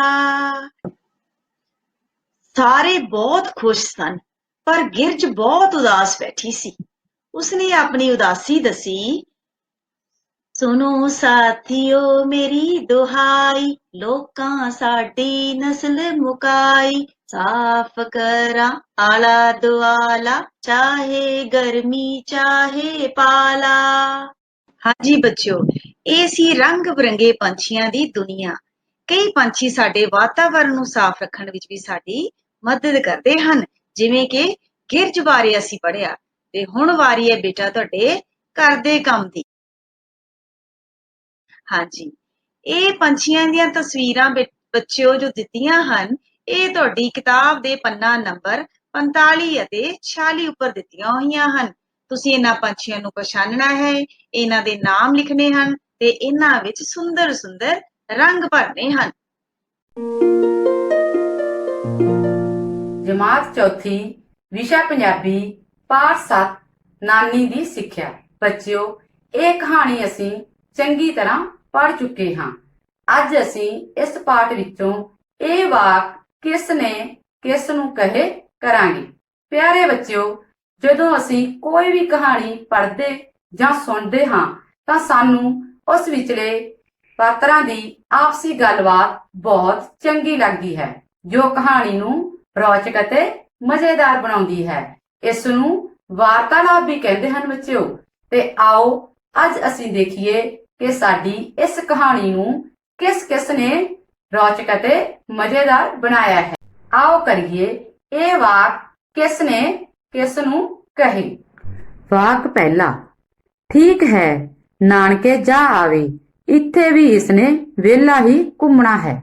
ਬੱਚਿਓ ਸੋਚੋ, ਇਹ ਵਾਕ ਅਸੀਂ ਕਹਾਣੀ ਵਿੱਚ ਕਿੱਥੇ ਪੜ੍ਹਿਆ ਹੈ? ਹਾਂਜੀ, ਕਹਾਣੀ ਦੇ ਸ਼ੁਰੂ ਵਿੱਚ ਜਦੋਂ ਬੁੱਧੂ ਆਪਣੇ ਨਾਨਕੇ ਜਾਣ ਦੀ ਜਿੱਦ ਕਰਦਾ ਹੈ ਤਾਂ ਮਾਂ ਆਪਣੇ ਆਪ ਨੂੰ ਕਹਿੰਦੀ ਹੈ, ਠੀਕ ਹੈ ਨਾਨਕੇ ਜਾ ਆਵੇ, ਇੱਥੇ ਵੀ ਇਸਨੇ ਵਿਹਲਾ ਹੀ ਘੁੰਮਣਾ ਹੈ। ਤਾਂ ਬੱਚਿਓ, ਇਹ ਸ਼ਬਦ ਬੁੱਧੂ ਦੀ ਮਾਂ ਨੇ ਆਪਣੇ ਆਪ ਨੂੰ ਕਹੇ। ਅਗਲਾ ਵਾਕ ਹੈ, ਜੇ ਤੂੰ ਬੋਲਣਾ ਹੀ ਸੀ ਤਾਂ ਆਖਦਾ, ਲਿਆਈ ਜਾਓ ਰੱਖੀ ਜਾਓ। ਸੋਚੋ ਬੱਚਿਓ, ਇਹ ਵਾਕ ਆਪਾਂ ਕਹਾਣੀ ਵਿੱਚ ਕਿੱਥੇ ਪੜ੍ਹੇ ਹਨ? ਹਾਂਜੀ, ਇਹ ਵਾਕ ਜਦੋਂ ਬੁੱਧੂ ਇਹ ਕਹਿੰਦਾ ਹੈ ਆਈ ਜਾਓ ਫਸੀ ਜਾਓ, ਤਾਂ ਚੋਰ ਜੋ ਚੋਰੀ ਕਰਨ ਦੇ ਇਰਾਦੇ ਨਾਲ ਛੁਪੇ ਬੈਠੇ ਸਨ, ਉਹਨਾਂ ਨੂੰ ਬੁੱਧੂ ਦੇ ਇਹ ਵਾਕ ਬਹੁਤ ਬੁਰੇ ਲੱਗੇ। ਉਸ ਸਮੇਂ ਉਹਨਾਂ ਨੇ ਬੁੱਧੂ ਨੂੰ ਕਿਹਾ, ਜੇ ਤੂੰ ਬੋਲਣਾ ਹੀ ਸੀ ਤਾਂ ਆਖਦਾ ਲਿਆਈ ਜਾਓ ਰੱਖੀ ਜਾਓ। ਤਾਂ ਬੱਚਿਓ ਇਸ ਦਾ ਉੱਤਰ ਹੋਇਆ ਚੋਰ ਨੇ ਬੁੱਧੂ ਨੂੰ ਕਹੇ। ਅਗਲਾ ਵਾਕ ਹੈ ਮਾਂ ਮੈਂ ਜਾਵਾਂ। ਬੱਚਿਓ ਸੋਚੋ ਇਹ ਵਾਕ ਅਸੀਂ ਕਹਾਣੀ ਵਿੱਚ ਕਿੱਥੇ ਪੜ੍ਹਿਆ ਹੈ? ਹਾਂਜੀ ਸੋਚੋ। ਤਾਂ ਬੱਚਿਓ ਜਦੋਂ ਬੁੱਧੂ ਦੀ ਮਾਂ ਉਸ ਨੂੰ ਨਾਨਕੇ ਜਾਣ ਲਈ ਹਾਂ ਕਰ ਦਿੰਦੀ ਹੈ ਅਤੇ ਬੁੱਧੂ ਨਵੇਂ ਕੱਪੜੇ ਤੇ ਜੁੱਤੀ ਪਾ ਕੇ ਨਾਨਕੇ ਜਾਣ ਲਈ ਤਿਆਰ ਹੋ ਜਾਂਦਾ ਹੈ ਤਾਂ ਆਪਣੀ ਮਾਂ ਨੂੰ ਕਹਿੰਦਾ ਹੈ ਮਾਂ ਮੈਂ ਜਾ ਆਵਾਂ। ਤਾਂ ਬੱਚਿਓ ਇਸ ਦਾ ਉੱਤਰ ਹੋਇਆ ਬੁੱਧੂ ਨੇ ਆਪਣੀ ਮਾਂ ਨੂੰ ਕਹੇ। ਅਗਲਾ ਵਾਕ ਹੈ ਹਾਏ ਰੱਬਾ ਮੈਂ ਹੁਣ ਕੀ ਕਰਾਂ। ਸੋਚੋ ਬੱਚਿਓ ਇਹ ਵਾਕ ਅਸੀਂ ਕਹਾਣੀ ਵਿੱਚ ਕਿੱਥੇ ਪੜ੍ਹਿਆ ਹੈ? ਹਾਂਜੀ ਜਦੋਂ ਕਿਸਾਨ ਦੀ ਪੱਕੀ ਫਸਲ ਨੂੰ ਅੱਗ ਲੱਗ ਜਾਂਦੀ ਹੈ ਅਤੇ ਲੋਕ ਅੱਗ ਬੁਝਾ ਰਹੇ ਹੁੰਦੇ ਹਨ, ਉਸ ਸਮੇਂ ਬੁੱਧੂ ਦੇ ਇਹ ਬੋਲ ਸੁਣ ਕੇ ਐਸੀ ਹਰੇਕ ਦੇ ਘਰ ਹੋਵੇ ਕਿਸਾਨ ਦੁਖੀ ਹੋ ਜਾਂਦਾ ਹੈ ਅਤੇ ਬੁੱਧੂ ਦੇ ਕੰਨ ਪੁੜਦਾ ਹੈ। ਤਾਂ ਬੱਚਿਓ ਬੁੱਧੂ ਰੋਂਦਾ ਹੋਇਆ ਕਹਿੰਦਾ ਹੈ ਹਾਏ ਰੱਬਾ ਮੈਂ ਹੁਣ ਕੀ ਕਰਾਂ। ਤਾਂ ਬੱਚਿਓ ਅਸੀਂ ਸਮਝ ਗਏ ਹਾਂ ਕਿ ਇਹ ਸ਼ਬਦ ਬੁੱਧੂ ਨੇ ਕਿਸਾਨ ਨੂੰ ਕਹੇ। ਅਗਲਾ ਵਾਕ ਹੈ ਤੂੰ ਚੁੱਪ ਕਰਕੇ ਤੁਰਦਾ ਹੋ। ਸੋਚੋ ਬੱਚਿਓ ਇਹ ਵਾਕ ਅਸੀਂ ਕਹਾਣੀ ਵਿੱਚ ਕਿੱਥੇ ਪੜ੍ਹਿਆ ਹੈ? ਹਾਂਜੀ ਜਦੋਂ ਕਿਸਾਨ ਬੁੱਧੂ ਦੇ ਕੰਨ ਪੁੜਦਾ ਹੈ ਅਤੇ ਬੁੱਧੂ ਰੋਂਦਾ ਚੀਕਦਾ ਹੋਇਆ ਕਹਿੰਦਾ ਹੈ ਮੈਂ ਹੁਣ ਕੀ ਕਰਾਂ। ਤਾਂ ਕਿਸਾਨ ਬੁੱਧੂ ਨੂੰ ਕਹਿੰਦਾ ਹੈ ਤੂੰ ਚੁੱਪ ਕਰਕੇ ਤੁਰਦਾ ਹੋ। ਤਾਂ ਅਸੀਂ ਸਮਝ ਗਏ ਹਾਂ ਬੱਚਿਓ ਕਿ ਇਹ ਵਾਕ ਕਿਸਾਨ ਨੇ ਬੁੱਧੂ ਨੂੰ ਕਹੇ। ਬੱਚਿਓ ਇਹ ਪਾਠ ਅਸੀਂ ਚੰਗੀ ਤਰ੍ਹਾਂ ਪੜ੍ਹ ਲਿਆ ਹੈ ਅਤੇ ਸਮਝ ਲਿਆ ਹੈ। ਹੁਣ ਸਮਾਂ ਹੋ ਗਿਆ ਹੈ ਘਰ ਦੇ ਕੰਮ ਦਾ। ਬੱਚਿਓ ਇਹ ਦੋਨੋਂ ਵਾਕ ਅਤੇ ਇਹਨਾਂ ਦੇ ਉੱਤਰ ਤੁਸੀਂ ਆਪਣੀ ਕਾਪੀ ਤੇ ਸੁੰਦਰ ਲਿਖਾਈ ਵਿੱਚ ਲਿਖਣੇ ਹਨ।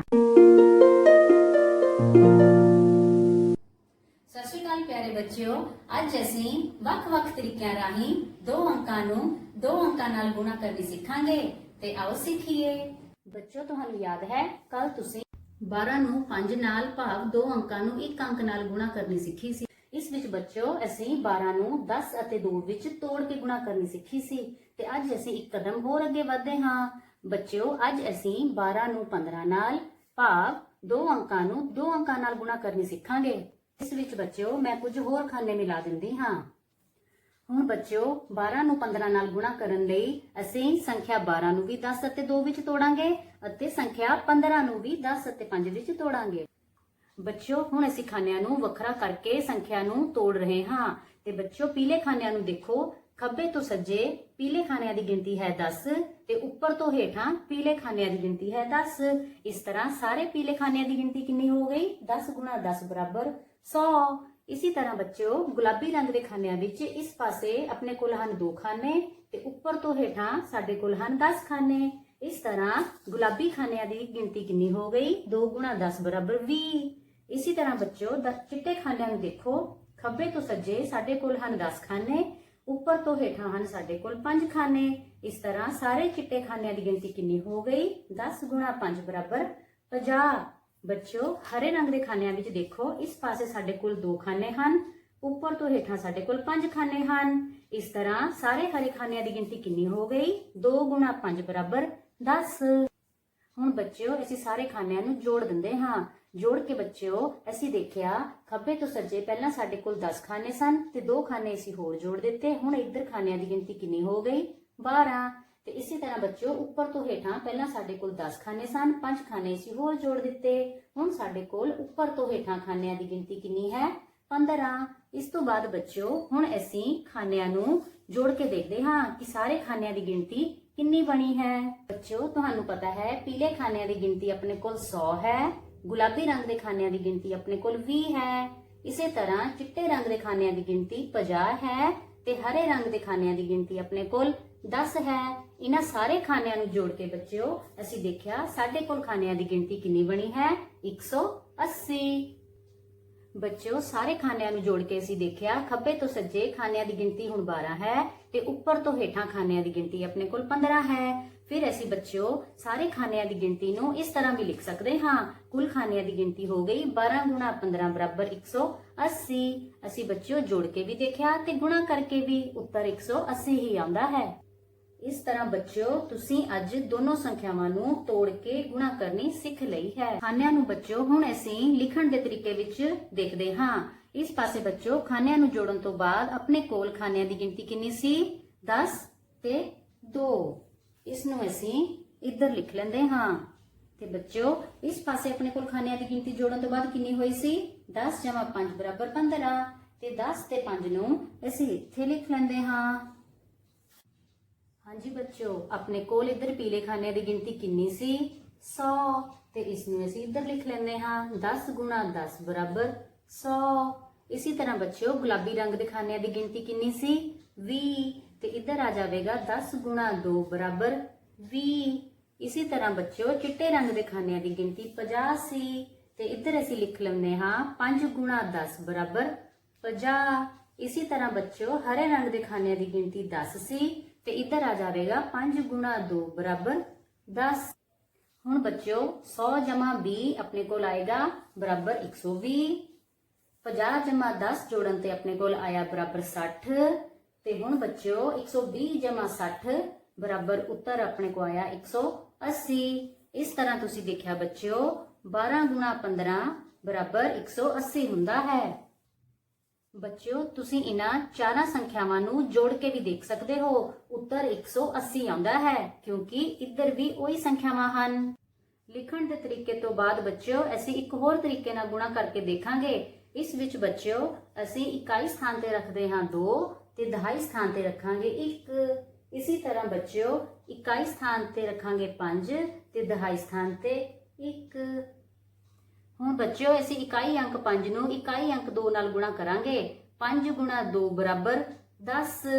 10 ਇਕਾਈਆਂ ਬਰਾਬਰ ਹੁੰਦੀਆਂ ਹਨ ਬੱਚਿਓ 1 ਦਹਾਈ ਤੇ ਦਹਾਈ ਨੂੰ ਅਸੀਂ ਰੱਖਾਂਗੇ ਦਹਾਈ ਦੀ ਜਗ੍ਹਾ ਤੇ ਇੱਥੇ ਆ ਜਾਵੇਗਾ ਆਪਣੇ ਕੋਲ 0 ਇਕਾਈਆਂ। ਹੁਣ ਬੱਚਿਓ 5 × 1 = 5 + 1 = 6। ਇਸ ਸਟੈਪ ਵਿੱਚ ਬੱਚਿਓ ਅਸੀਂ 12 ਨੂੰ 5 ਨਾਲ ਗੁਣਾ ਕੀਤੀ ਹੈ। 12 × 5 = ਉੱਤਰ 60 ਆਉਂਦਾ ਹੈ। ਹੁਣ ਬੱਚਿਓ ਅਸੀਂ ਦਹਾਈ ਅੰਕ 1 ਨਾਲ ਗੁਣਾ ਸ਼ੁਰੂ ਕਰਦੇ ਹਾਂ ਤੇ ਇਕਾਈ ਸਥਾਨ ਤੇ ਆਵੇਗਾ 0।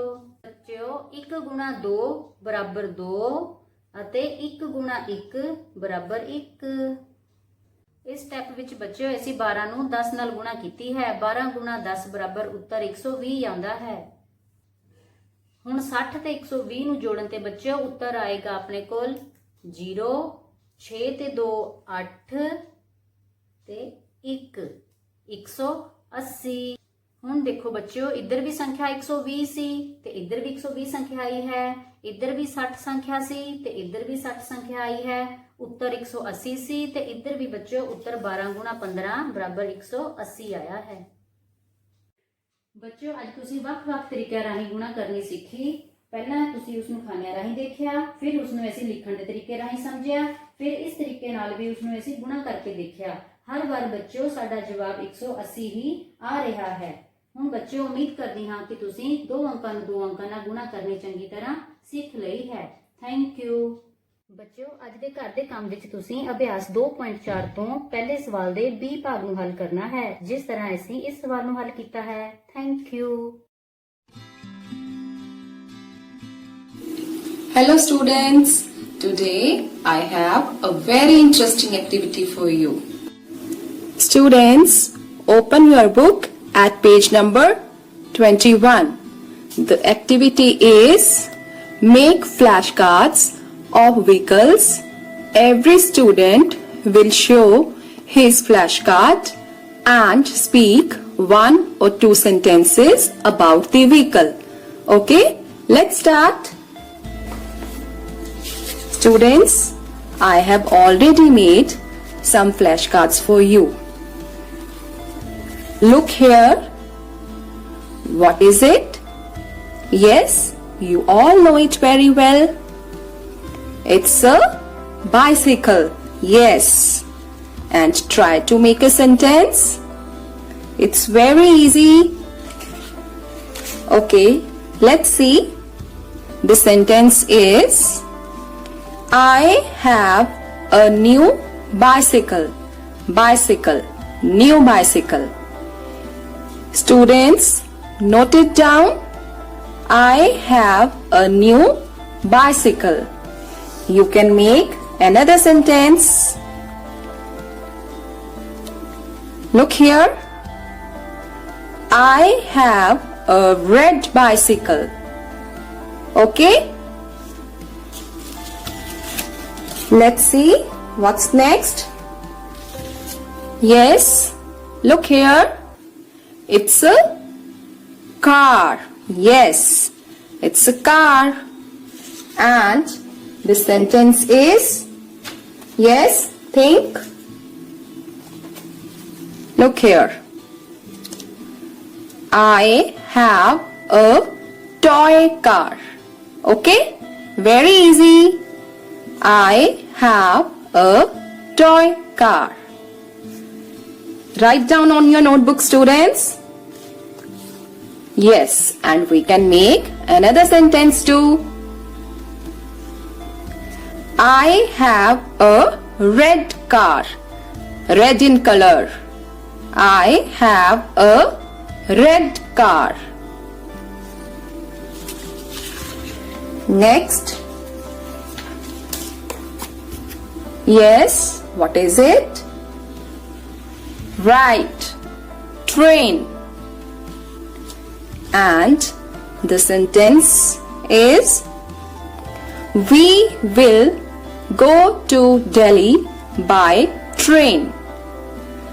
We will go to Delhi by train. Students, we will write capital D as it's the name of place. Okay? So, we will write capital D. Okay?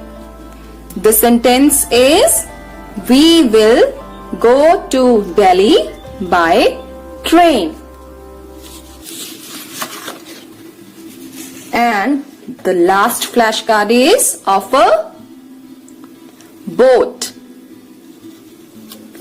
And the sentence is, I saw a boat in the lake. Boat in the lake. You can see here, boat, lake. Okay? So, write it down. I saw a boat in the lake. Students, I hope you enjoyed the class. Now, it's time for your homework.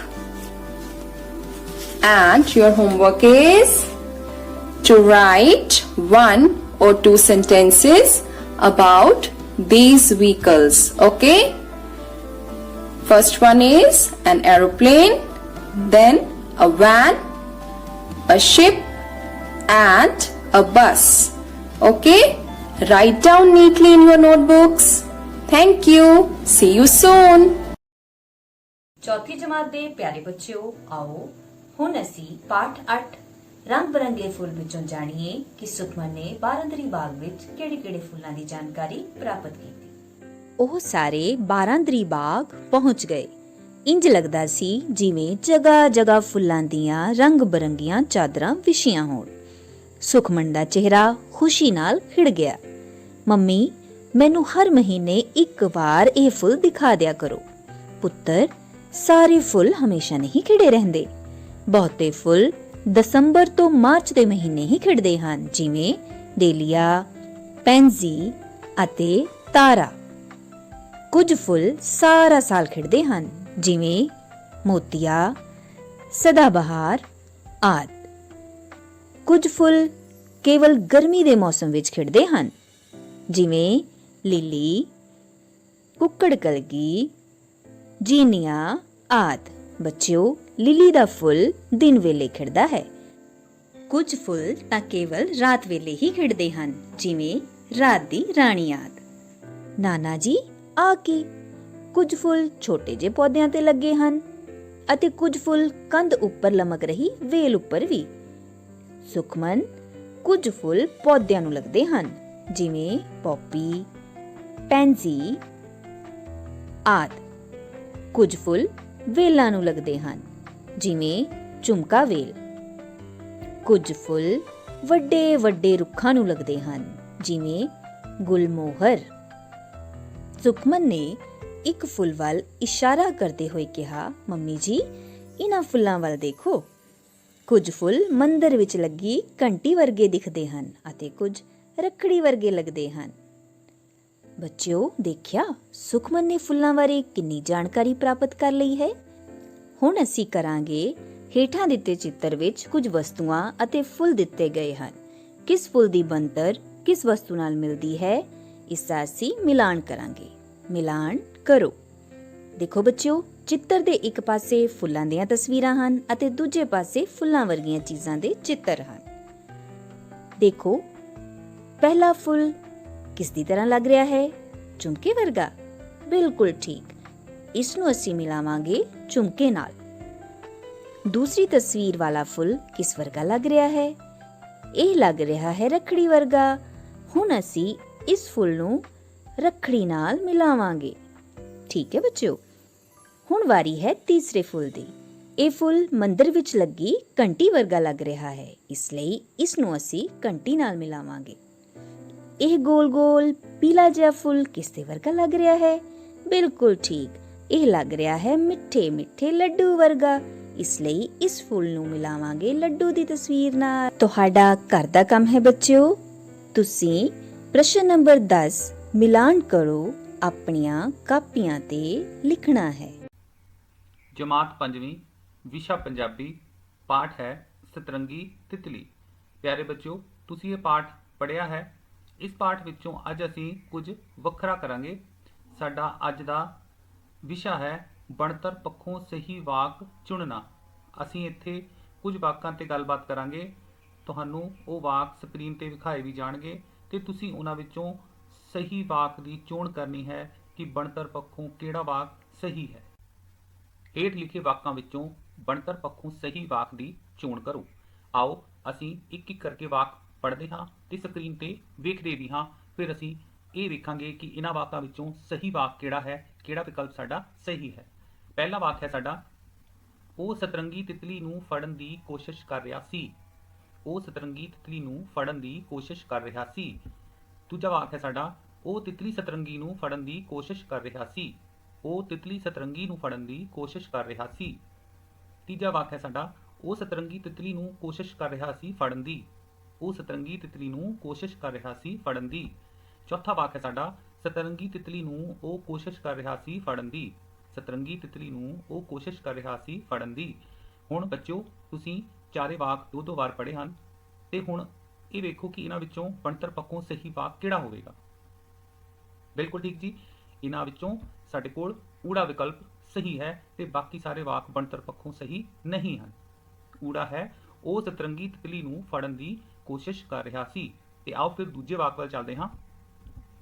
ਸਾਡੇ ਕੋਲ ਦੂਜਾ ਵਾਕ ਹੈ, ਖਰਗੋਸ਼ਾਂ ਦੇ ਘੁਰਨੇ ਸਨ ਫੁੱਲਾਂ ਦੀ ਵਾਦੀ ਵਿੱਚ। ਇਸ ਦਾ ਐੜਾ ਵਿਕਲਪ ਹੈ, ਫੁੱਲਾਂ ਦੀ ਵਾਦੀ ਵਿੱਚ ਸਨ ਖਰਗੋਸ਼ਾਂ ਦੇ ਘੁਰਨੇ। ਈੜੀ ਵਿਕਲਪ ਹੈ, ਘੁਰਨੇ ਸਨ ਫੁੱਲਾਂ ਦੀ ਵਾਦੀ ਵਿੱਚ ਖਰਗੋਸ਼ਾਂ ਦੇ। ਤੇ ਸੱਸਾ ਵਿਕਲਪ ਹੈ, ਫੁੱਲਾਂ ਦੀ ਵਾਦੀ ਵਿੱਚ ਖਰਗੋਸ਼ਾਂ ਦੇ ਘੁਰਨੇ ਸਨ। ਬਿਲਕੁਲ ਸਹੀ ਅੰਦਾਜ਼ਾ ਲਗਾਇਆ ਜੀ ਤੁਸੀਂ। ਇਹਨਾਂ ਵਿੱਚੋਂ ਸਾਡਾ ਵਿਕਲਪ ਸੱਸਾ ਸਹੀ ਹੈ ਤੇ ਬਾਕੀ ਸਾਰੇ ਵਾਕ ਬਣਤਰ ਪੱਖੋਂ ਸਹੀ ਨਹੀਂ ਹਨ।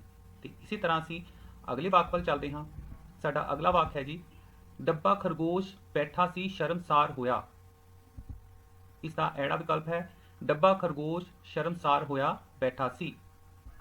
ਇਸੇ ਵਾਕ ਦਾ ਈੜੀ ਵਿਕਲਪ ਹੈ, ਸ਼ਰਮਸਾਰ ਹੋਇਆ ਬੈਠਾ ਸੀ ਡੱਬਾ ਖਰਗੋਸ਼। ਤੇ ਇਸ ਦਾ ਸੱਸਾ ਵਿਕਲਪ ਹੈ, ਡੱਬਾ ਖਰਗੋਸ਼ ਹੋਇਆ ਬੈਠਾ ਸੀ ਸ਼ਰਮਸਾਰ। ਬਿਲਕੁਲ ਸਹੀ ਅੰਦਾਜ਼ਾ ਲਗਾਇਆ ਜੀ ਤੁਸੀਂ। ਬਣਤਰ ਪੱਖੋਂ ਸਾਡੇ ਕੋਲ ਸਹੀ ਵਿਕਲਪ ਹੈ ਐੜਾ, ਡੱਬਾ ਖਰਗੋਸ਼ ਸ਼ਰਮਸਾਰ ਹੋਇਆ ਬੈਠਾ ਸੀ। ਇਸੇ ਤਰ੍ਹਾਂ ਅਸੀਂ ਹੁਣ ਆਪਣੇ ਅਗਲੇ ਵਾਕ ਵੱਲ ਚੱਲਦੇ ਹਾਂ। ਸਾਡਾ ਅਗਲਾ ਵਾਕ ਹੈ, ਡੱਬੇ ਖਰਗੋਸ਼ ਨੇ ਤਿਤਲੀ ਵੱਲ ਵੇਖਿਆ ਹੈਰਾਨ ਹੋ ਕੇ। ਇਸ ਦਾ ਐੜਾ ਵਿਕਲਪ ਹੈ ਤਿਤਲੀ ਵੱਲ ਵੇਖਿਆ ਡੱਬੇ ਖਰਗੋਸ਼ ਨੇ ਹੈਰਾਨ ਹੋ ਕੇ। ਇਸੇ ਦਾ ਈੜੀ ਵਿਕਲਪ ਹੈ ਡੱਬੇ ਖਰਗੋਸ਼ ਨੇ ਹੈਰਾਨ ਹੋ ਕੇ ਤਿਤਲੀ ਵੱਲ ਵੇਖਿਆ। ਤੇ ਇਸ ਦਾ ਸੱਸਾ ਵਿਕਲਪ ਹੈ ਡੱਬੇ ਖਰਗੋਸ਼ ਨੇ ਵੇਖਿਆ ਹੈਰਾਨ ਹੋ ਕੇ ਤਿਤਲੀ ਵੱਲ।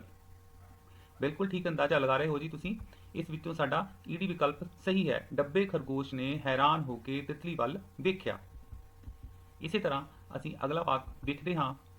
ਊੜਾ ਹੈ ਮੈਂ ਮੂਰਖ ਹੋ ਗਿਆ ਸੀ ਹਉਮੈ ਦੇ ਰੌਂ ਵਿੱਚ। ਇਸ ਦਾ ਐੜਾ ਵਿਕਲਪ ਹੈ ਮੈਂ ਹੋ ਗਿਆ ਸੀ ਮੂਰਖ ਹਉਮੈ ਦੇ ਰੌਂ ਵਿੱਚ। ਇਸ ਦਾ ਈੜੀ ਵਿਕਲਪ ਹੈ ਹਉਮੈ ਦੇ ਰੌਂ ਵਿੱਚ ਮੂਰਖ ਹੋ ਗਿਆ ਸੀ ਮੈਂ। ਇਸੇ ਦਾ ਸੱਸਾ ਵਿਕਲਪ ਹੈ ਮੈਂ ਹਉਮੈ ਦੇ ਰੌਂ ਵਿੱਚ ਮੂਰਖ ਹੋ ਗਿਆ ਸੀ। ਬਿਲਕੁਲ ਠੀਕ ਜੀ। ਇਹਨਾਂ ਵਿੱਚੋਂ ਸਾਡੇ ਕੋਲ ਸੱਸਾ ਵਿਕਲਪ ਸਹੀ ਹੈ। ਹੁਣ ਵਾਰੀ ਹੈ ਘਰ ਦੇ ਕੰਮ ਦੀ, ਤੇ ਘਰ ਦੇ ਕੰਮ ਵਿੱਚ ਤੁਹਾਨੂੰ ਸਕਰੀਨ ਤੇ 4 ਵਾਕ ਵਿਖਾਈ ਦੇ ਰਹੇ ਹਨ। ਇਹਨਾਂ ਵਾਕਾਂ ਵਿੱਚੋਂ ਕਿਹੜਾ ਵਾਕ ਬਣਤਰ ਪੱਖੋਂ ਸਹੀ ਹੈ ਉਸ ਤੇ ਤੁਸੀਂ ਸਹੀ ਦਾ ਨਿਸ਼ਾਨ ਲਗਾਉਣਾ ਹੈ, ਤੇ ਜਿਹੜਾ ਵਾਕ ਬਣਤਰ ਪੱਖੋਂ ਸਹੀ ਨਹੀਂ ਹੈ ਉਸ ਤੇ ਤੁਸੀਂ ਗਲਤ ਦਾ ਨਿਸ਼ਾਨ ਲਗਾਉਣਾ ਹੈ। ਪੰਜਵੀਂ ਜਮਾਤ ਦੇ ਸਾਰੇ ਵਿਦਿਆਰਥੀਆਂ ਨੂੰ ਸਤਿ ਸ਼੍ਰੀ ਅਕਾਲ। ਅਸੀਂ ਗਣਿਤ ਵਿਸ਼ੇ ਦਾ ਕੰਮ ਕਰਾਂਗੇ, ਜਿਸ ਵਿੱਚ ਸਾਡਾ ਅਧਿਆਇ 2 ਸੰਖਿਆਵਾਂ ਉੱਪਰ ਮੁੱਢਲੀਆਂ ਕਿਰਿਆਵਾਂ ਚੱਲ ਰਿਹਾ ਹੈ। ਅੱਜ ਅਸੀਂ ਬੱਚਿਓ ਅਭਿਆਸ 2.5 ਦੇ ਬਾਕੀ ਰਹਿੰਦੇ ਸਵਾਲਾਂ ਨੂੰ ਹੱਲ ਕਰਾਂਗੇ, ਜਿਸ ਲਈ ਅਸੀਂ ਗੁਣਾ ਦੇ ਗੁਣ ਦੀ ਵਰਤੋਂ ਕਰਾਂਗੇ ਅਤੇ ਸੰਖਿਆਵਾਂ ਨੂੰ 1, 10, 100 ਅਤੇ 1000 ਦੇ ਨਾਲ ਗੁਣਾ ਕਰਨੀ ਸਿੱਖਾਂਗੇ। ਆਓ ਅਸੀਂ ਸ਼ੁਰੂ ਕਰਦੇ ਹਾਂ। ਬੱਚਿਓ, ਇੱਕ ਪਾਸੇ ਸਾਡੇ ਕੋਲ 4 ਗਮਲੇ ਹਨ ਅਤੇ ਹਰੇਕ ਗਮਲੇ ਵਿੱਚ 2-2 ਫੁੱਲ ਹਨ। ਇਹਨੂੰ ਅਸੀਂ ਲਿਖ ਸਕਦੇ ਹਾਂ 4 ਗੁਣਾ 2, ਤਾਂ ਫੁੱਲਾਂ ਦੀ ਕਿੰਨੀ ਗਿਣਤੀ ਹੈ 8। ਇਸ ਦਾ ਭਾਵ ਹੈ 4 ਗੁਣਾ 2 ਬਰਾਬਰ ਹੈ 8। ਹੁਣ ਤੁਸੀਂ ਦੂਸਰੇ ਪਾਸੇ ਦੇਖੋ, ਇੱਥੇ ਸਾਡੇ ਕੋਲ ਕੇਵਲ 2 ਗਮਲੇ ਹਨ ਅਤੇ ਦੋਨਾਂ ਦੇ ਵਿੱਚ 4-4 ਫੁੱਲ ਹਨ, ਤਾਂ ਫੁੱਲਾਂ ਦੀ ਕਿੰਨੀ ਗਿਣਤੀ ਬਣ ਰਹੀ ਹੈ 4 × 4 8। ਇਸ ਦਾ ਭਾਵ ਹੈ 2 × 4 ਬਰਾਬਰ ਹੈ 8। ਹੁਣ ਤੁਸੀਂ ਦੇਖੋ ਕਿ ਦੋਵੇਂ ਹੀ ਪਾਸੇ ਫੁੱਲਾਂ ਦੀ ਗਿਣਤੀ ਬਰਾਬਰ ਹੈ। ਇਸ ਲਈ ਬੱਚਿਓ ਅਸੀਂ ਲਿਖ ਸਕਦੇ ਹਾਂ ਕਿ 4 ਗੁਣਾ 2 ਬਰਾਬਰ ਹੈ 2 ਗੁਣਾ 4 ਦੇ, ਕਿਉਂਕਿ ਇਹਨਾਂ ਨੂੰ ਗੁਣਾ ਕਰਨ ਤੇ ਜੋ ਸਾਨੂੰ ਉੱਤਰ ਪ੍ਰਾਪਤ ਹੋ ਰਿਹਾ ਹੈ ਉਹ ਇੱਕ ਦੂਸਰੇ ਦੇ ਬਰਾਬਰ ਹੈ। ਦੇਖੋ ਬੱਚਿਓ, ਇੱਥੇ ਅਸੀਂ ਟੌਫੀਆਂ ਦੇ ਸਮੂਹ ਬਣਾਏ ਹਨ। ਇੱਕ ਪਾਸੇ ਸਾਡੇ ਕੋਲ ਟੌਫੀਆਂ ਦੇ 5 ਸਮੂਹ ਹਨ ਅਤੇ ਹਰੇਕ ਸਮੂਹ ਵਿੱਚ 3-3 ਟੌਫੀਆਂ ਹਨ, ਤਾਂ ਟੌਫੀਆਂ ਦੀ ਕਿੰਨੀ ਗਿਣਤੀ ਬਣਦੀ ਹੈ 15। ਤਾਂ ਇਸ ਦਾ ਭਾਵ ਹੈ 5 × 3 ਬਰਾਬਰ ਹੈ 15। ਹੁਣ ਤੁਸੀਂ ਦੂਸਰੇ ਪਾਸੇ ਦੇਖੋ, ਇੱਥੇ ਸਾਡੇ ਕੋਲ ਟੌਫੀਆਂ ਦੇ 3 ਸਮੂਹ ਹਨ ਅਤੇ ਹਰੇਕ ਸਮੂਹ ਵਿੱਚ 5-5 ਟੌਫੀਆਂ ਹਨ, ਤਾਂ ਦੇਖੀਏ ਟੌਫੀਆਂ ਦੀ ਕਿੰਨੀ ਗਿਣਤੀ ਹੈ 15। ਤਾਂ ਇਸ ਤਰੀਕੇ ਨਾਲ 3 × 5 ਬਰਾਬਰ ਹੈ 15। ਹੁਣ ਤੁਸੀਂ ਦੇਖੋ ਕਿ ਦੋਵੇਂ ਹੀ ਪਾਸੇ ਟੌਫੀਆਂ ਦੀ ਗਿਣਤੀ ਬਰਾਬਰ ਹੈ। ਇਸ ਲਈ ਬੱਚਿਓ 5 × 3 ਬਰਾਬਰ ਹੈ 3 × 5, ਕਿਉਂਕਿ ਇਹਨਾਂ ਨੂੰ ਗੁਣਾ ਕਰਨ ਤੇ ਜੋ ਉੱਤਰ ਆ ਰਿਹਾ ਹੈ ਉਹ ਇੱਕ ਦੂਸਰੇ ਦੇ ਬਰਾਬਰ ਹੈ। ਤਾਂ ਬੱਚਿਓ, ਇਹਨਾਂ ਉਦਾਹਰਨਾਂ ਤੋਂ ਅਸੀਂ ਸਿੱਖਦੇ ਹਾਂ ਕਿ ਗੁਣਾ ਦੀਆਂ ਰਕਮਾਂ ਦੀ ਤਰਤੀਬ ਬਦਲਣ ਤੇ ਗੁਣਨਫਲ ਵਿੱਚ ਕੋਈ ਫਰਕ ਨਹੀਂ ਪੈਂਦਾ। 4 × 2 ਬਰਾਬਰ ਹੈ 2 × 4, ਤਾਂ ਇਸੇ ਤਰ੍ਹਾਂ 73 × 48 ਕਿਸ ਦੇ ਬਰਾਬਰ ਹੋਵੇਗਾ? ਸ਼ਾਬਾਸ਼, 48 × 73 ਦੇ। ਅਭਿਆਸ 2.5 ਭਾਗ H ਡੈਸ਼ ਗੁਣਾ 82 ਬਰਾਬਰ ਹੈ 82 × 602, ਤਾਂ ਡੈਸ਼ ਵਿੱਚ ਕੀ ਆਵੇਗਾ 602। ਦੇਖੋ ਬੱਚਿਓ, ਇੱਥੇ ਸਾਡੇ ਕੋਲ 1-1 ਰੁਪਏ ਦੇ 6 ਨੋਟ ਹਨ। ਆਓ ਦੇਖਦੇ ਹਾਂ ਕਿੰਨੇ ਰੁਪਏ ਬਣਦੇ ਹਨ। 1 ਅਤੇ 1 2, 2 ਅਤੇ 1 3, 3 ਅਤੇ 1 4, 4 ਅਤੇ 1 5, 5 ਅਤੇ 1 6। ਇਸ ਤਰੀਕੇ ਨਾਲ ਤੁਸੀਂ ਦੇਖਿਆ ਕਿ ਜਦੋਂ ਅਸੀਂ 6 ਵਾਰ 1 ਲੈਂਦੇ ਹਾਂ ਤਾਂ ਉੱਤਰ ਵਿੱਚ ਸਾਨੂੰ 6 ਪ੍ਰਾਪਤ ਹੁੰਦਾ ਹੈ। 6 ਨੂੰ 1 ਨਾਲ ਗੁਣਾ ਕਰਨ ਤੇ 6 ਆਉਂਦਾ ਹੈ। ਇਸੇ ਹੀ ਤਰੀਕੇ ਨਾਲ ਜਦੋਂ ਅਸੀਂ 24 ਨੂੰ 1 ਨਾਲ ਗੁਣਾ ਕਰਾਂਗੇ ਤਾਂ ਕਿੰਨਾ ਉੱਤਰ ਆਵੇਗਾ? ਉੱਤਰ ਆਵੇਗਾ 24। ਜੇਕਰ ਤੁਹਾਡੇ ਕੋਲ ਇਸ ਤਰ੍ਹਾਂ ਦੇ ਕਰੰਸੀ ਨੋਟ ਨਾ ਹੋਣ ਤਾਂ ਤੁਸੀਂ ਘਰ ਵਿੱਚ ਹੀ ਕਾਗਜ਼ ਤੋਂ ਬੜੀ ਆਸਾਨੀ ਨਾਲ ਕਰੰਸੀ ਨੋਟ ਤਿਆਰ ਕਰ ਸਕਦੇ ਹੋ। ਹੁਣ ਇੱਥੇ ਸਾਡੇ ਕੋਲ 10-10 ਰੁਪਏ ਦੇ 6 ਨੋਟ ਹਨ। ਆਓ ਦੇਖਦੇ ਹਾਂ ਕਿੰਨੇ ਰੁਪਏ ਬਣਦੇ ਹਨ। 10, 20, 30, 40, 50 ਅਤੇ 60। ਇਸ ਤਰੀਕੇ ਨਾਲ ਬੱਚਿਓ, ਜਦੋਂ ਅਸੀਂ 6 ਵਾਰ 10 ਲੈਂਦੇ ਹਾਂ ਤਾਂ ਉੱਤਰ ਵਿੱਚ ਸਾਨੂੰ 60 ਪ੍ਰਾਪਤ ਹੁੰਦਾ ਹੈ। 6 ਨੂੰ 10 ਨਾਲ ਗੁਣਾ ਕਰਨ ਤੇ 60 ਆਉਂਦਾ ਹੈ। ਇਸੇ ਹੀ ਤਰ੍ਹਾਂ ਜਦੋਂ ਅਸੀਂ 24 ਨੂੰ 10 ਨਾਲ ਗੁਣਾ ਕਰਾਂਗੇ ਤਾਂ ਕਿੰਨਾ ਉੱਤਰ ਆਵੇਗਾ? 240। ਭਾਗ B ਸਵਾਲ 8135 ਨੂੰ 10 ਨਾਲ ਗੁਣਾ ਕਰਨ ਤੇ ਕਿੰਨਾ ਉੱਤਰ ਪ੍ਰਾਪਤ ਹੋਵੇਗਾ? 81350। ਇਸੇ ਤਰ੍ਹਾਂ ਨਾਲ ਭਾਗ n ਸਵਾਲ ਕਿਸ ਸੰਖਿਆ ਨੂੰ 10 ਨਾਲ ਗੁਣਾ ਕਰਨ ਤੇ ਉੱਤਰ ਵਿੱਚ 7060 ਪ੍ਰਾਪਤ ਹੋਵੇਗਾ। ਉਹ ਸੰਖਿਆ ਹੈ 706। ਬੱਚਿਓ ਹੁਣ ਆਪਾਂ ਕੋਲ 100 ਰੁਪਏ ਦੇ 6 ਨੋਟ ਹਨ। ਆਓ ਦੇਖਦੇ ਹਾਂ ਕਿੰਨੇ ਰੁਪਏ ਬਣਦੇ ਹਨ। 100 200 300 400 500 ਅਤੇ 600। ਸੋ ਇਸ ਤਰੀਕੇ ਨਾਲ ਅਸੀਂ ਦੇਖਿਆ ਕਿ ਜਦੋਂ ਅਸੀਂ 6 ਵਾਰ 100 ਲੈਂਦੇ ਹਾਂ ਤਾਂ ਉੱਤਰ ਵਿੱਚ ਸਾਨੂੰ 600 ਪ੍ਰਾਪਤ ਹੁੰਦਾ ਹੈ। 6 ਗੁਣਾ 100 ਬਰਾਬਰ ਹੈ 600। ਹੁਣ ਇਸੇ ਹੀ ਤਰ੍ਹਾਂ ਜਦੋਂ ਅਸੀਂ 24 ਨੂੰ 100 ਨਾਲ ਗੁਣਾ ਕਰਾਂਗੇ ਤਾਂ ਕਿੰਨਾ ਉੱਤਰ ਆਵੇਗਾ? 2400। ਭਾਗ C ਸਵਾਲ 650 ਨੂੰ 100 ਨਾਲ ਗੁਣਾ ਕਰਨ ਤੇ ਕਿੰਨਾ ਉੱਤਰ ਪ੍ਰਾਪਤ ਹੋਵੇਗਾ? 65000।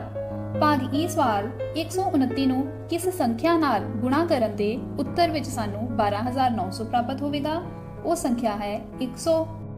ਇੱਥੇ ਸਾਡੇ ਕੋਲ 1000 ਰੁਪਏ ਦੇ 6 ਨੋਟ ਹਨ। ਆਓ ਦੇਖਦੇ ਹਾਂ ਕਿੰਨੇ ਰੁਪਏ ਬਣਦੇ ਹਨ। 1000 2000 3000 4000 5000 ਅਤੇ 6000। ਸੋ ਇਸ ਤਰ੍ਹਾਂ ਨਾਲ ਤੁਸੀਂ ਦੇਖਦੇ ਹੋ ਕਿ ਜਦੋਂ ਅਸੀਂ 6 ਵਾਰ 1000 ਲਿਆ ਤਾਂ ਉੱਤਰ ਵਿੱਚ ਸਾਨੂੰ 6000 ਪ੍ਰਾਪਤ ਹੁੰਦਾ ਹੈ। 6 ਗੁਣਾ 1000 ਬਰਾਬਰ ਹੈ 6000। ਹੁਣ ਬੱਚਿਓ ਇਸੇ ਹੀ ਤਰ੍ਹਾਂ ਜਦੋਂ ਤੁਸੀਂ 24 ਨੂੰ 1000 ਨਾਲ ਗੁਣਾ ਕਰੋਗੇ ਤਾਂ ਕਿੰਨਾ ਉੱਤਰ ਆਵੇਗਾ? ਉੱਤਰ ਆਵੇਗਾ 24000। ਬੱਚਿਓ ਤੁਸੀਂ ਜਾਣਦੇ ਹੋ ਕਿ ਅੱਜ ਕੱਲ 1000 ਰੁਪਏ ਦੇ ਨੋਟ ਪ੍ਰਚਲਨ ਵਿੱਚ ਨਹੀਂ ਹਨ। ਇਹ ਨੋਟ ਅਸੀਂ ਸਮਝਣ ਲਈ ਲਏ ਹਨ। ਭਾਗ K ਸਵਾਲ 91 ਨੂੰ 1000 ਨਾਲ ਗੁਣਾ ਕਰਨ ਤੇ ਕਿੰਨਾ ਉੱਤਰ ਆਵੇਗਾ? 91000। ਭਾਗ F ਸਵਾਲ ਕਿਸ ਸੰਖਿਆ ਨੂੰ 1000 ਨਾਲ ਗੁਣਾ ਕਰਨ ਤੇ 13000 ਪ੍ਰਾਪਤ ਹੋਵੇਗਾ? ਉਹ ਸੰਖਿਆ ਹੈ 13। ਘਰ ਦੇ ਕੰਮ ਵਿੱਚ ਤੁਸੀਂ ਅਭਿਆਸ 2.5 ਦੇ ਇਹ ਸਾਰੇ ਸਵਾਲ ਹੱਲ ਕਰੋਗੇ। ਧੰਨਵਾਦ।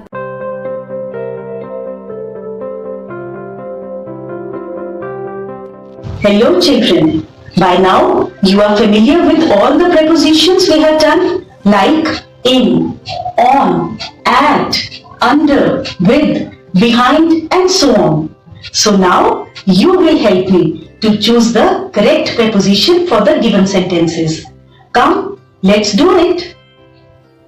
Children, we'll do exercise C on page number 26. Question is, complete the following sentences by choosing suitable preposition. So let us take examples one by one with their options. Children, let's read the sentence. The clock is dash the wall, and our options are at or on. If you remember, at is used before clock time. Like we say 2 o'clock. So at is the incorrect option.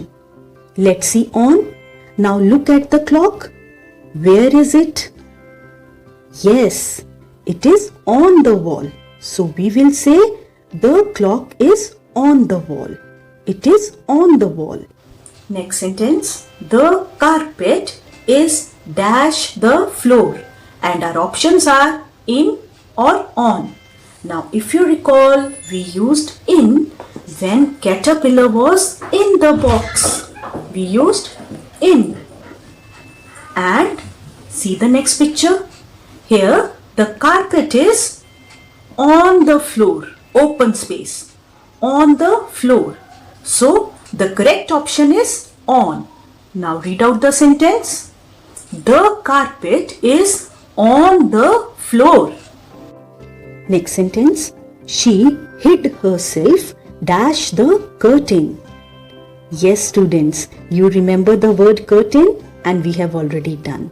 It should be she hid herself behind the curtain. When someone is hiding, we say behind the curtain. So sentence is she hid herself behind the curtain. Children, fourth sentence. Vijay plays dash his friends, and the options are for or with. Yes, you are right. It is always with the friends. Vijay plays with his friends. Vijay plays with his friends is the right option. Now we'll read Vijay plays with his friends. Next sentence, the stars shine dash night, and our options are at or on.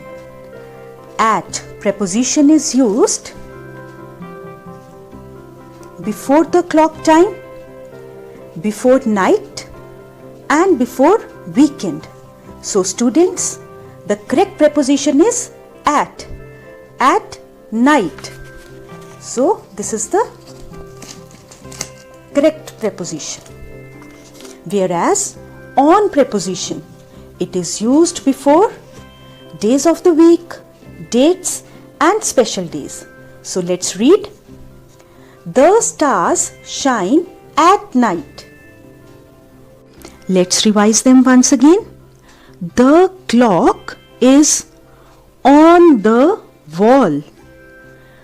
The carpet is on the floor. She hid herself behind the curtain. Vijay plays with his friends. The stars shine at night. Children, it's time for homework. Write all these sentences neatly in your notebook. Keep learning. Have a nice day. Thank you. ਬੱਚਿਓ, ਅੱਜ ਅਸੀਂ ਪਾਠ 7ਵਾਂ ਮਨੁੱਖ ਦੇ ਸਾਥੀ ਜੰਤੂ ਦਾ ਪੰਨਾ number 43 ਅਤੇ 44 ਪੜਾਂਗੇ।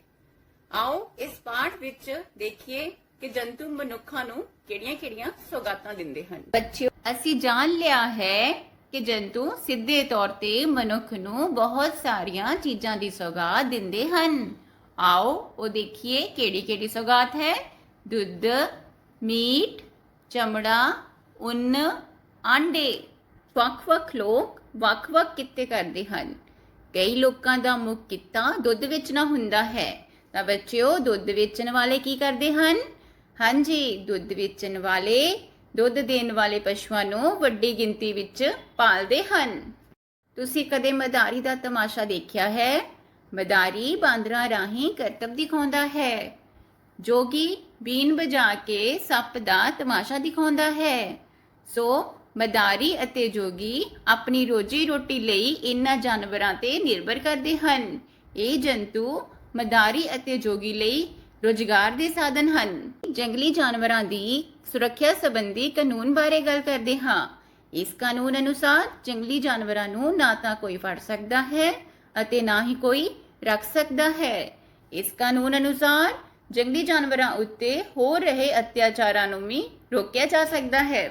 ਜਾਨਵਰ ਸਿਰਫ ਰੁਜ਼ਗਾਰ ਦੇ ਸਾਧਨ ਵਿੱਚ ਹੀ ਨਹੀਂ, ਸਗੋਂ ਆਵਾਜਾਈ ਅਤੇ ਢੋਆ ਢੁਆਈ ਵਿੱਚ ਵੀ ਬਹੁਤ ਵੱਡੀ ਭੂਮਿਕਾ ਨਿਭਾਉਂਦੇ ਹਨ। ਰੇਗਿਸਤਾਨ ਵਿੱਚ ਊਂਟ ਦੀ ਵਰਤੋਂ ਢੋਆ ਢੁਆਈ ਲਈ ਕੀਤੀ ਜਾਂਦੀ ਹੈ।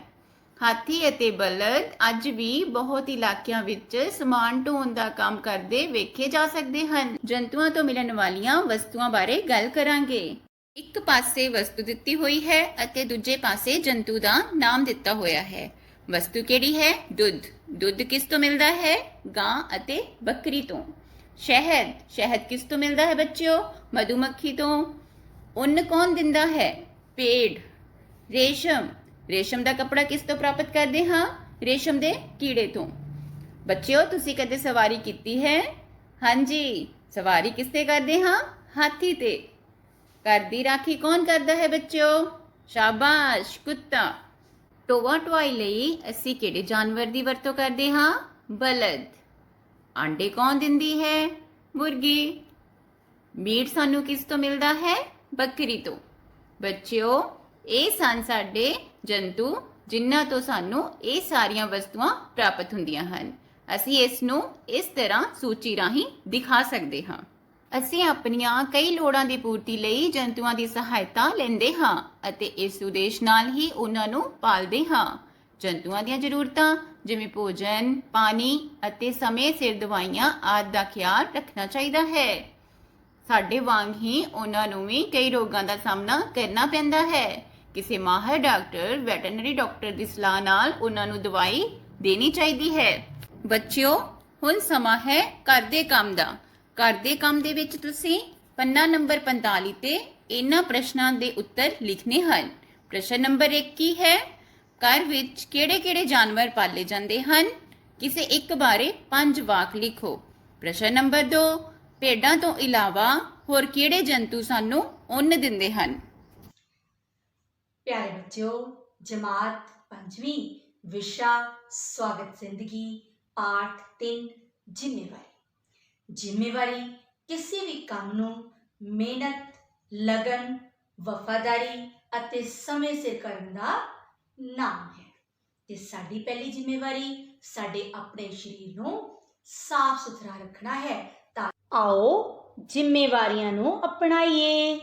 ਪਿਆਰੇ ਬੱਚਿਓ, ਸਾਡੀ ਸਭ ਤੋਂ ਪਹਿਲੀ ਤੇ ਅਹਿਮ ਜ਼ਿੰਮੇਵਾਰੀ ਹੈ ਆਪਣੇ ਆਪ ਦੀ ਸਫਾਈ ਰੱਖਣੀ, ਭਾਵ ਆਪਣੇ ਸਰੀਰ ਦੀ ਸਫਾਈ ਰੱਖਣੀ। ਤੇ ਸਰੀਰ ਦੀ ਸਫਾਈ ਰੱਖਣ ਲਈ ਅਸੀਂ ਕੀ ਕੁਝ ਕਰਾਂਗੇ, ਆਓ ਜਾਣਦੇ ਹਾਂ। ਸਭ ਤੋਂ ਪਹਿਲਾਂ ਰੋਜ਼ ਨਹਾਉਣਾ। ਤਾਂ ਪਿਆਰੇ ਬੱਚਿਓ, ਸਾਨੂੰ ਹਰ ਰੋਜ਼ ਇਸ਼ਨਾਨ ਕਰਨਾ ਚਾਹੀਦਾ ਹੈ ਤੇ ਇਸ਼ਨਾਨ ਵੀ ਸਮੇਂ ਸਿਰ ਕਰਨਾ ਚਾਹੀਦਾ ਹੈ। ਸਮੇਂ ਸਿਰ ਨਹਾਉਣਾ, ਕਿਉਂਕਿ ਸਮੇਂ ਸਿਰ ਸਵੇਰ ਉੱਠ ਕੇ ਅਸੀਂ ਸਾਫ਼ ਸੁਥਰੇ ਤਰੀਕੇ ਨਾਲ, ਸਾਫ਼ ਸੁਥਰੇ ਪਾਣੀ ਨਾਲ ਆਪਣੇ ਸਰੀਰ ਦੀ ਸਫਾਈ ਕਰਨੀ ਹੈ। ਦੰਦ ਸਾਫ਼ ਕਰਨਾ, ਸਰੀਰ ਦੀ ਸਫਾਈ ਦਾ ਮੁੱਖ ਹਿੱਸਾ ਦੰਦ ਸਾਫ਼ ਕਰਨਾ ਹੈ ਬੱਚਿਓ। ਜੇਕਰ ਸਾਡੇ ਦੰਦ ਗੰਦੇ ਹੋਣਗੇ ਤਾਂ ਗੰਦਾ ਭੋਜਨ ਸਾਡੇ ਸਰੀਰ ਦੇ ਅੰਦਰ ਜਾਏਗਾ ਤੇ ਸਾਡੀ ਪਾਚਨ ਪ੍ਰਣਾਲੀ ਖਰਾਬ ਹੋ ਸਕਦੀ ਹੈ ਤੇ ਅਸੀਂ ਬਿਮਾਰ ਹੋ ਸਕਦੇ ਹਾਂ। ਤਾਂ ਹਰ ਰੋਜ਼ ਆਪਣੇ ਦੰਦਾਂ ਨੂੰ ਸਵੇਰੇ ਅਤੇ ਰਾਤ ਨੂੰ ਸੌਣ ਲੱਗੇ ਸਾਫ਼ ਕਰੋ। ਵਾਲਾਂ ਦੀ ਸਫਾਈ। ਪਿਆਰੇ ਬੱਚਿਓ, ਵਾਲਾਂ ਦੀ ਸਫਾਈ ਵੀ ਸਾਡੇ ਸਰੀਰ ਦੀ ਸਫਾਈ ਦਾ ਅਹਿਮ ਹਿੱਸਾ ਹੁੰਦੀ ਹੈ। ਸਮੇਂ ਸਿਰ ਵਾਲਾਂ ਨੂੰ ਧੋਣਾ, ਕੰਘੀ ਕਰਨਾ ਬੇहद ਜ਼ਰੂਰੀ ਹੈ। ਨਹੁੰ ਦੀ ਸਫਾਈ।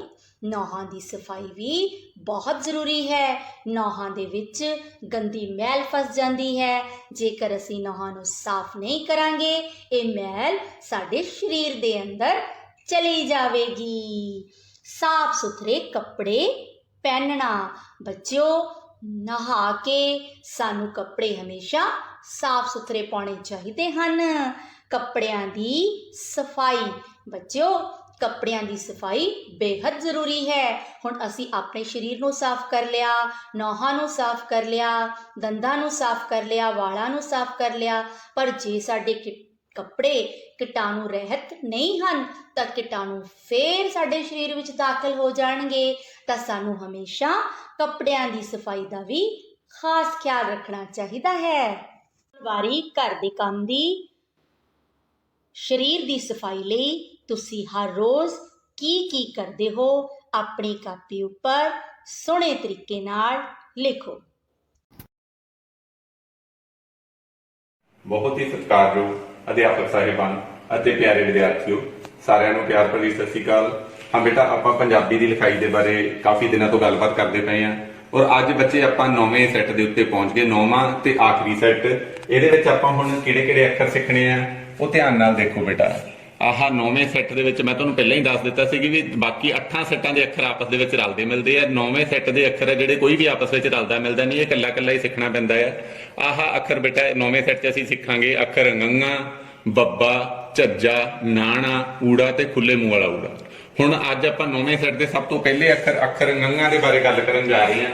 ਉਹ ਬੱਚੇ ਤੁਸੀਂ ਧਿਆਨ ਦੇ ਨਾਲ ਦੇਖੋ, ਅੱਖਰ ੰਗਾ ਕਿਸ ਤਰ੍ਹਾਂ ਪਾਣਾ ਹੈ ਬੋਰਡ ਦੇ ਉੱਤੇ। 9ਵੇਂ ਸੈੱਟ ਦਾ ਪਹਿਲਾ ਅੱਖਰ ੰਗਾ। ਸਭ ਤੋਂ ਪਹਿਲਾਂ ਬੇਟਾ ਅਸੀਂ ਕੀ ਕਰਨਾ ਹੈ, ਉੱਪਰਲੀ ਰੇਖਾ ਦੇ ਉੱਤੇ ਅਸੀਂ ਇੱਕ ਰੇਖਾ ਲੈ ਲੈਣੀ ਹੈ ਅੰਦਾਜ਼ੇ ਨਾਲ, ਜਿੰਨੀ ਅਸੀਂ ਅੱਖਰ ਦੀ ਚੌੜਾਈ ਜਿਹੜੀ ਆ ਉਹ ਰੱਖਣੀ ਆ। ਉਹਦੇ ਤੋਂ ਬਾਅਦ ਦੇ ਵਿੱਚ ਇਧਰਲੇ ਪਾਸੇ ਥੋੜੀ ਜਿਹੀ ਜਗ੍ਹਾ ਛੱਡ ਕੇ ਇਹਦੇ ਅੰਦਰਲੇ ਪਾਸੇ 90 ਡਿਗਰੀ ਤੇ ਅਸੀਂ 25 ਤੋਂ 30% 90 ਡਿਗਰੀ ਤੇ ਥੱਲੇ ਆ ਜਾਣਾ ਹੈ। ਇਹ ਧਿਆਨ ਰੱਖਣਾ ਵੀ 40% ਜ਼ਿਆਦਾ ਡੀਪ ਨਹੀਂ ਜਾਣਾ, ਅੱਖਰ ਦਾ ਸੁਹੱਪਣਾ ਜਿਹੜਾ ਉਹ ਖਰਾਬ ਹੋ ਜਾਂਦਾ ਹੈ। ਉਹਦੇ ਤੋਂ ਬਾਅਦ ਦੇ ਵਿੱਚ ਫਿਰ ਬਿਲਕੁਲ ਉੱਪਰਲੀ ਰੇਖਾ ਦੇ ਪੈਰਲਲ ਅਸੀਂ ਚੱਲ ਪੈਣਾ ਜਿੰਨੀ ਅੱਖਰ ਦੀ ਚੌੜਾਈ ਰੱਖਣੀ ਆ ਉਹਦੇ ਤੋਂ ਥੋੜੀ ਜਿਹੀ ਉਰਾਂ ਹੀ ਠਹਿਰਾਓ ਕਰਕੇ ਇੱਥੋਂ ਗੋਲਾਈ ਦਿੰਦੇ ਹੋਏ ਥੱਲੇ ਆ ਹੇਠਾਂ ਜਿਹੜਾ ਨਾਲ ਨਹੀਂ ਲਗਾਣਾ, ਆ ਗੋਲਾ ਜਿਹੜਾ, ਔਰ ਇੱਥੋਂ ਗੋਲਾਈ ਦਿੰਦੇ ਹੋਏ, ਬਸ ਗੋਲਾਈ ਦਾ ਹੀ ਵਿਸ਼ੇਸ਼ ਧਿਆਨ ਰੱਖਣਾ ਹੈ। ਇਹਨੂੰ ਇੱਥੇ ਲਿਆ ਕੇ ਅਸੀਂ ਖਤਮ ਕਰ ਦੇਣਾ ਆ।